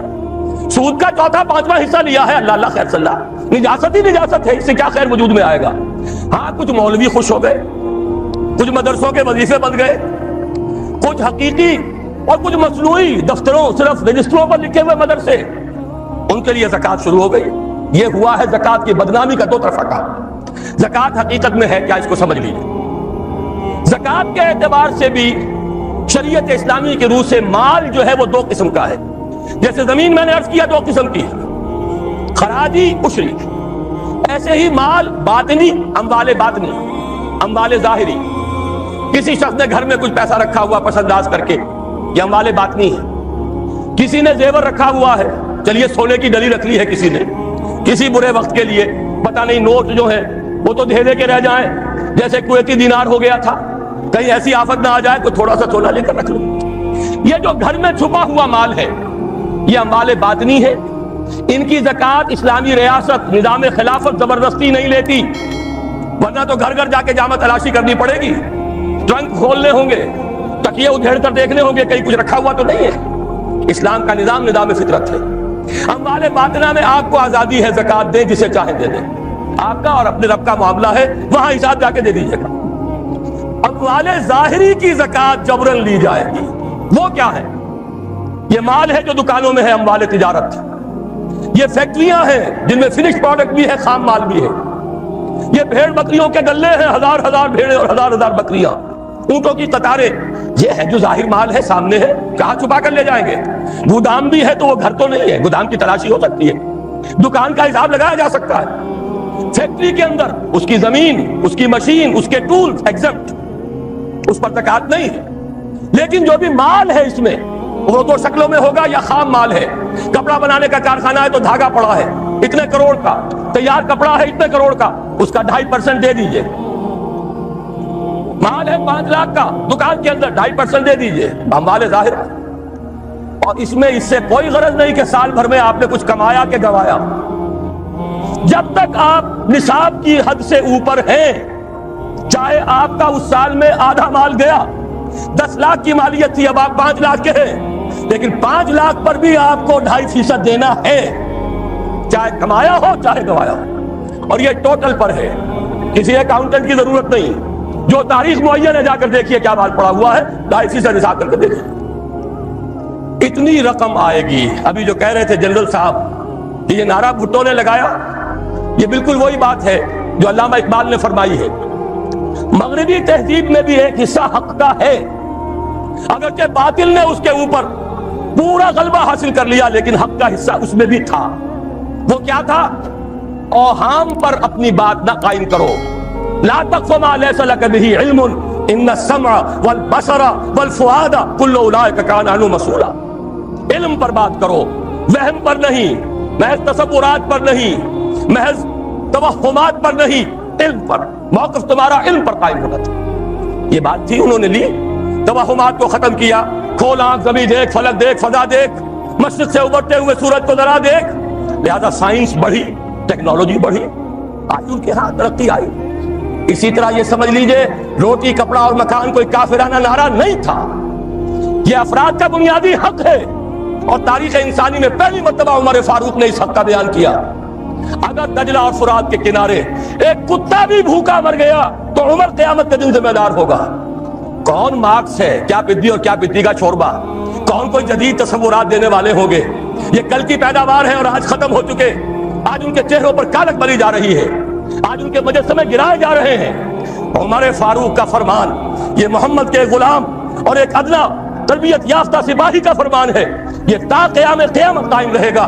ہر شہری کی بنیادی ضروریات کی کفالت ہے جو نظام خلافت کے ذمے، اور اس میں تو جیسا کہ میں نے عرض کیا، اس میں تو حضرت عمر نے مسلمان نہیں کہا، صرف مسلمان نہیں، جانوروں تک بات پہنچا دی۔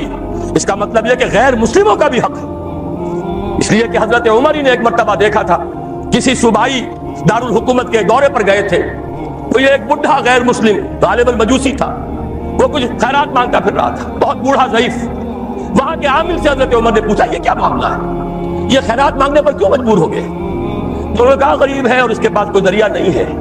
فرمایا یہ بڑا ظلم ہے کہ جب یہ جوان تھا، کماتا تھا، ہم اسے جزیہ لیتے تھے، اور آج اگر یہ بوڑھا ہو گیا ہے اور اس کا کوئی والی وارث نہیں ہے تو ہم نے اسے سڑکوں کے اوپر بھیک مانگنے کے لیے چھوڑ دیا، اس کا بھی وظیفہ مقرر ہو جائے گا۔ یہ ذمہ داری، یہ کفالت عامہ ہر شہری کے لیے۔ اور یہ جان لیجئے تجارت میں اور صنعت میں یہ سارا فساد جو اس وقت ہے وہ اس وجہ سے ہے کہ عام آدمی، عام کسان، عام مزدور مجبور ہے کہ سرمایہ دار اور جاگیردار کی طرز پر کام کرے، نہ کرے گا تو کیا کرے گا؟ ٹریڈ یونین بنا لیجئے، وہ بھی جیبی ٹریڈ یونین بنا لیں گے، ان کے اپنے ایجنٹ ہوں گے، اب لڑیے، خون کس کا جائے گا؟ مزدور ایک دوسرے سے ٹکرائیں گے، کچھ حاصل نہیں۔ اسلام نے کیا نظام دیا ہے؟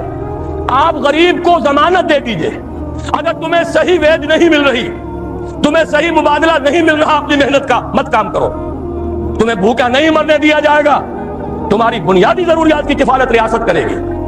اب ہوئی برابر کی چوٹ۔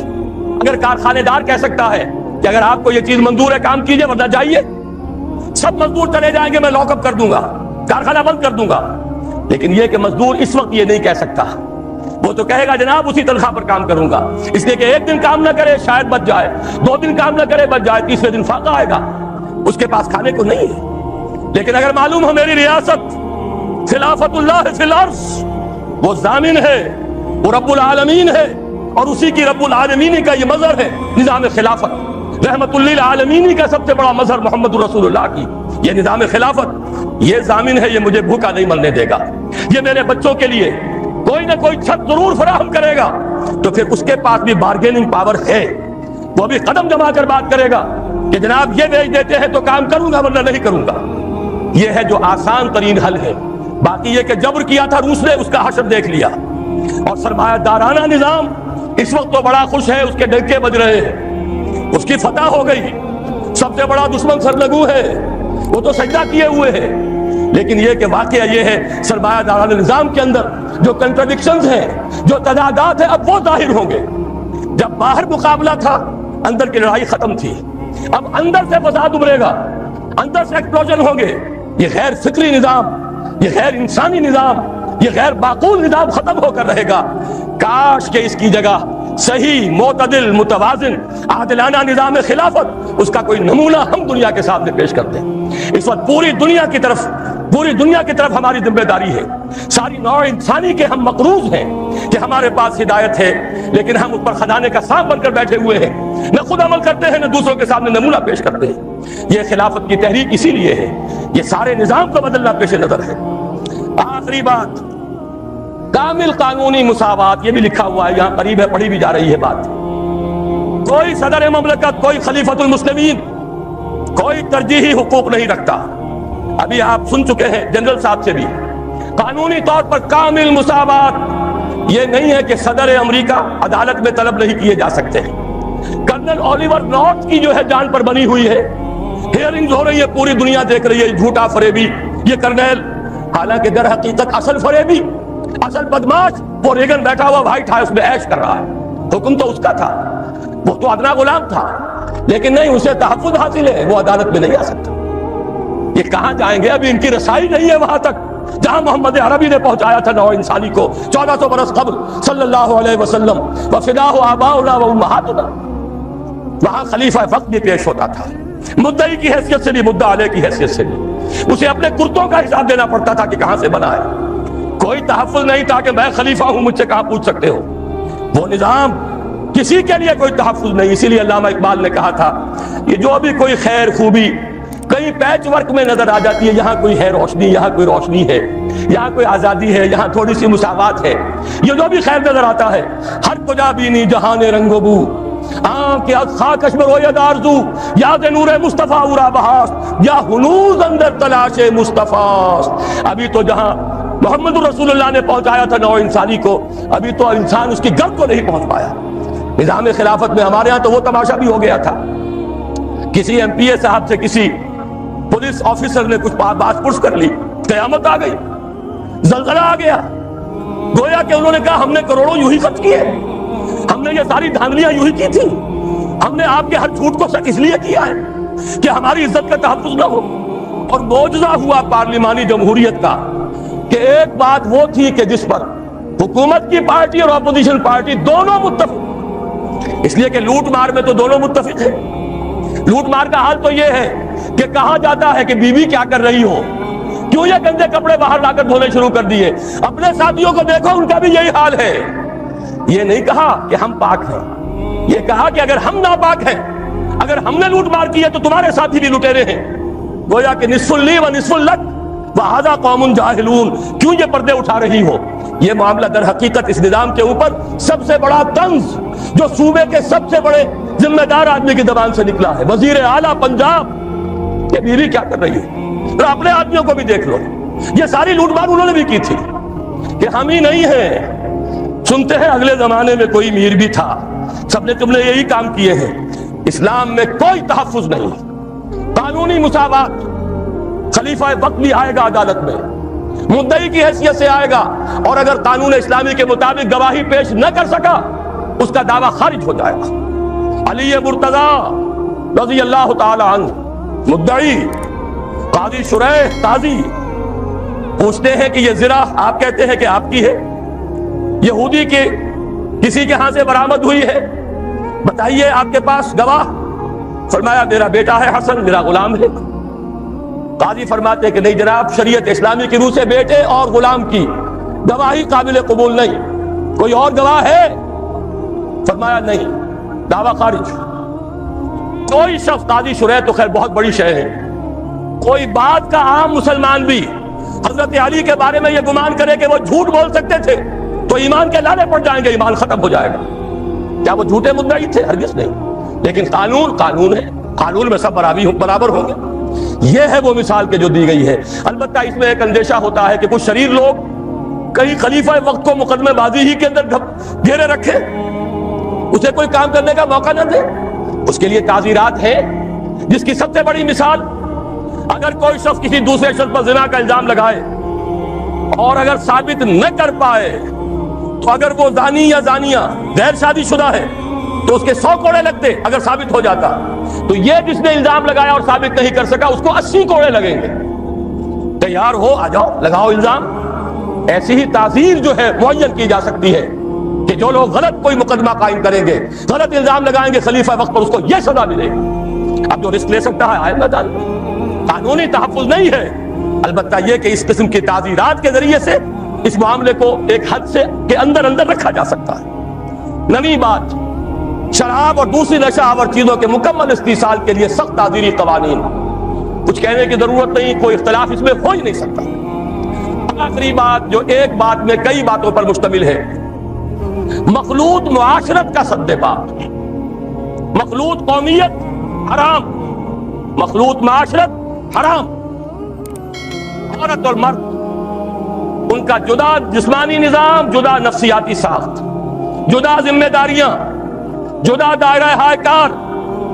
البتہ کوئی قدغن نہیں، ڈاکٹر بننا چاہتی ہے لڑکی بنے، مفید ہے، عورتوں کا علاج کرے گی، مردوں کے پاس جانے کی ضرورت نہیں ہوگی، لیکن اختلاط نہ ہو۔ ان کے اسکول علیحدہ، ان کے کالج علیحدہ، ان کے ہسپتال علیحدہ، ان کی یونیورسٹی کیوں علیحدہ نہیں ہو سکتی؟ اگر فرض کیجئے ضرورت ہے کہ یہ دنیا جو ہے اقتصادی دنیا ہے، انسان اکنامک اینیمل بن کر رہ گیا ہے اور ہمیں مقابلہ کرنا ہے، تو ہماری عورتیں بھی کام کریں، ہاتھ بٹائیں مردوں کا صنعتی پروڈکشن میں، کوئی حرج نہیں، اسلام نے حرام نہیں کیا، لیکن ان کے لیے کاٹیج انڈسٹری کا بندوبست کیجئے، گھر میں مال پہنچائیے اور لیجئے مال وہاں سے، یا ایسے انڈسٹریل یونٹس قائم کریں جن میں عورتیں کام کریں، عورتیں ہی سپروائز کریں، لہذا اور ان کے جو کام کے گھنٹے ہیں اوقات کار کم رکھے جائیں، تاکہ وہ گھر میں جا کر خاتون خانہ کے فرائض، بیوی کے فرائض وہ بھی صحیح طور سے انجام دے سکتے۔ ورنہ یہ کہ وہاں اگر ملازم رکھ لیا تو یہاں باہر آ کر کام کیا تو حاصل کیا ہوا؟ قومی سطح پر تو ادھر سے کمائی کی ادھر دے دی۔ اس اعتبار سے خالص اکنامک اعتبار سے بھی قطعاً اس کی کوئی ضرورت نہیں۔ کاٹیج انڈسٹری اور علیحدہ انڈسٹریل یونٹس یہ سارے کیجئے۔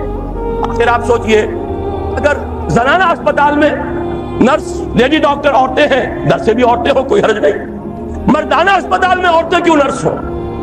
جو سکینڈل ہوتے ہیں روز آتے ہیں، ڈاکٹروں اور نرسوں کے معاملات، پھر مریضوں اور نرسوں کے معاملات، روز کہانیاں آپ پڑھتے ہیں، لیکن یہ کہ آنکھ نہیں کھلتی۔ معلوم ہوتا ہے انگریز چھوڑ گیا ہے، وہ نائٹنگیل، اس کا کوئی پیدا کردہ نظام، وہ یہ دنیا میں چلتا رہے گا۔ میں نے تو عرض کیا نا کہ معلوم ہوا جو شے وہ چھوڑ گیا ہے، پارلیمانی نظام جمہوریت سے لے کر کرکٹ کے گیم تک پوری وفاداری کے ساتھ بشرط استواری، اسی کو ہم نے ایمان سمجھا ہوا ہے۔ اس سے نکل کر اور پھر یہ کہ عورت اگر باہر آئے مجبوراً، ستر اور حجاب کے احکام کی پابندی کرائی جائے گی۔ ہمارے پڑوسی ملک میں کروا لی گئی، اگرچہ اب وہاں پر دوبارہ ڈھیل آ رہی ہے، اس کی کچھ اور وجوہات ہیں، لیکن ایک مرتبہ تو انہوں نے تماشا کر کے دکھا دیا ان کی تہذیب کو۔ یہ چونکہ مولانا ظفر علی خان کا شعر ہے اس لیے سنا رہا ہوں، اگرچہ ایک لفظ اس میں غیر ثقہ آ گیا ہے، تہذیب نو کے منہ پہ وہ تھپڑ رسید کر جو اس حرامزادی کا حلیہ بگاڑ دے، کم سے کم انہوں نے ایک دفعہ تو کر کے دکھایا۔ اگر آپ کو ہماری ویڈیو اچھی لگی ہو تو ہمارے چینل کو سبسکرائب ضرور کریں۔ ڈاکٹر اسرار احمد رحمۃ اللہ علیہ کی وفات کے لیے سورہ فاتحہ پڑھ کر کامنٹ میں آمین لکھیں۔ شکریہ۔